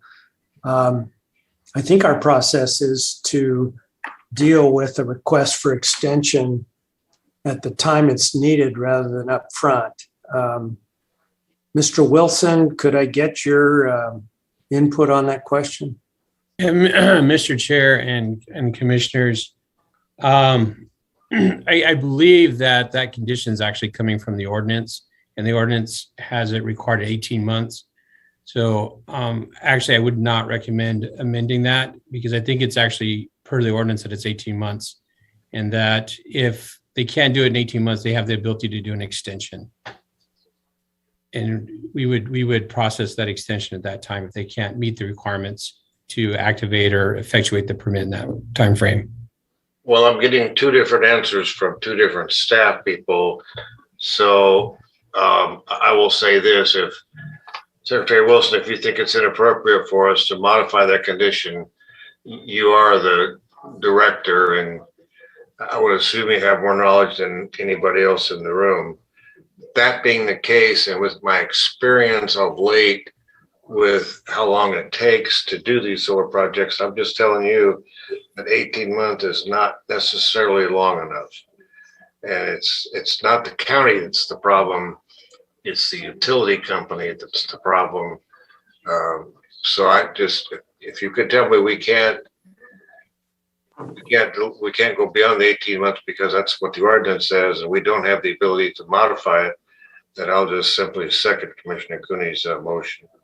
Yeah, Chair Farini and Commissioner Blau, if you would like, I think it would be, my recommendation is not to modify it unless we look at the ordinance and make sure that we're not approving something inconsistent with the ordinance. If you want, we can look at that real quick, Commissioner Blau, to give you a good answer today. Otherwise, the requirement isn't for them to build the full facility out in 18 months. They just have to make substantial improvements to effectuate their permit, and then they wouldn't have to have an extension. I see no reason to delay this. I'm prepared to vote on and approve it right now. I just want you to know that there is a problem with these kind of projects. I just want to make sure that we're allowing the applicants sufficient time without having the time and expense to come back and ask for an extension. Even right now, he's talking about it. You try and buy solar panels right now. Good luck. Yeah. You know, you could order one today. You might get delivery in a year. Yeah, it's that bad. Director Plowman. I just wanted to help out in a moment of looking at the code, but section 35-172.3A1 allows a time limit that's reasonable to be based on the nature and size of the proposed use. And if we don't identify a time limit, then it's 18 months. So are you telling me that we could go 24 months here now without a problem? I am telling you that, yes. Then Commissioner Cooney, I would appreciate, let's modify it and make it 24 months. I want to hear from the rest of the commissioners, but it would be my inclination to agree with you, there being no requirement to modify the ordinance. Yes. Commissioner Parr. Well, let's put it this way. Understanding the frustrations of getting plans approved and then getting things finalized after the installation's done. I did name a lamb after Director Plowman after mine was finally approved. So, but I'm not saying I got special treatment. I think that anything we can do to extend time to comply in an era like this. I mean, it's kind of an irony because I was surprised that a permit issued in 2018 could expire, given that we had those COVID pandemic emergency regulations and extended times for vesting and so forth, but they must have just missed it. So anyway, long story short, I'm all for the 24 months. Yeah, I would just add in that my experience over the last 2 years is it's become more and more difficult to get most projects done in a timely manner. The supply chain is a real issue right now. And just a simple task of getting a field planted can be a real problem when you can't get a part for a tractor, or you can't. We're right now ordering replacement tractors that we hope to receive in November of 22. Okay, so I may have held onto the old one a little too long here, but I can't imagine that it's going to be any easier for Mr. Wong's project. And you know, it seems simple. It's a couple panels and some batteries, but there's fittings and more fittings and connections and computer cards and chips. It's going to be a Herculean task, I think, to get it done in 2 years. So hats off to you, Commissioner Blau, for recognizing that and bringing it to attention, and Commissioner Cooney for incorporating that into your motion. So I'm ready to support your motion, Commissioner Cooney. Well, thank you all.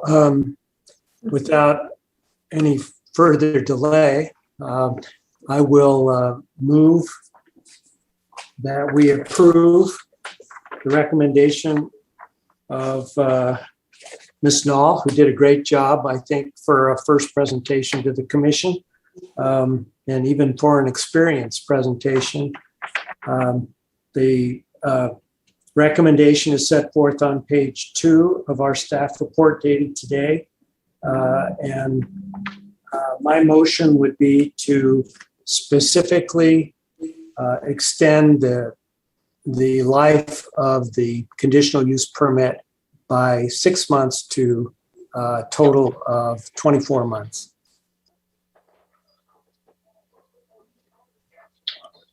I'll second that. There we go.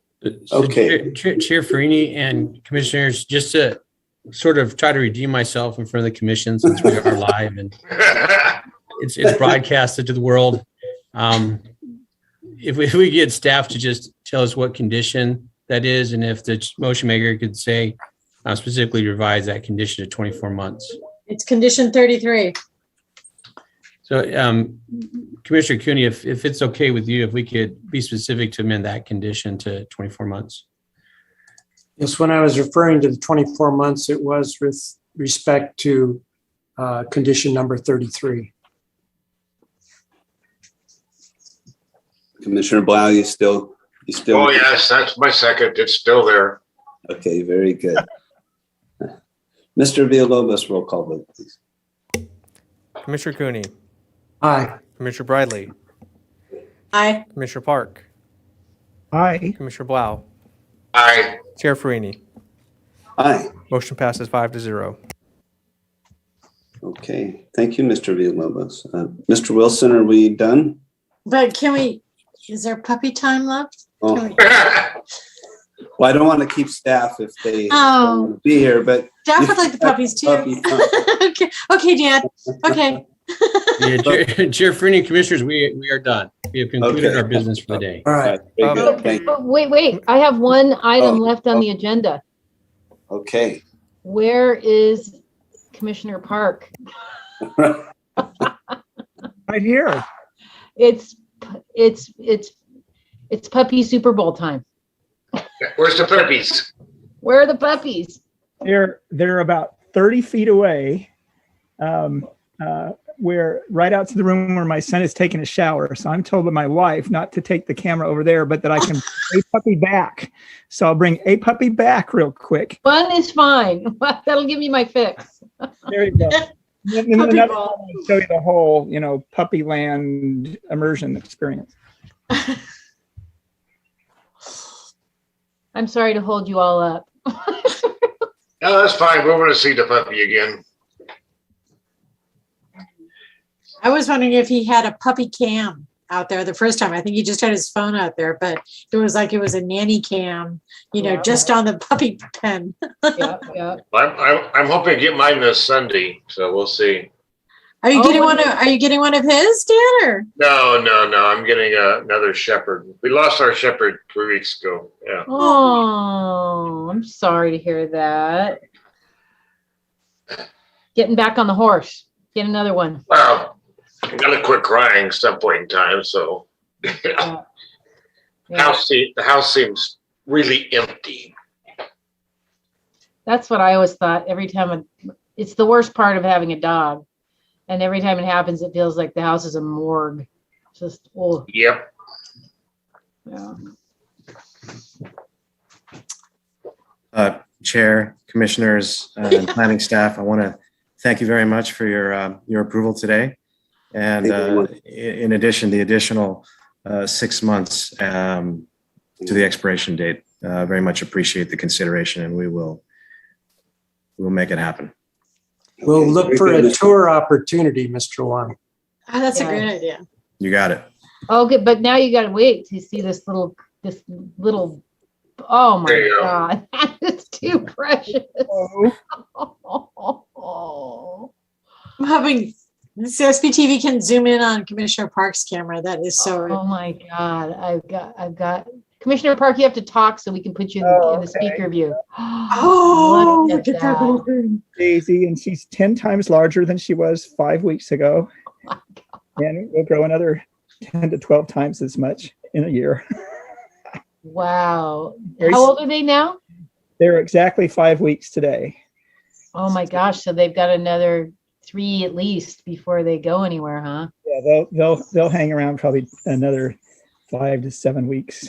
Oh. It's all about socialization. So they need to meet every kind of person and experience imaginable. So they probably need to meet blondes and executive directors of planning commission, things like that. So if you need to come by, it's good for them.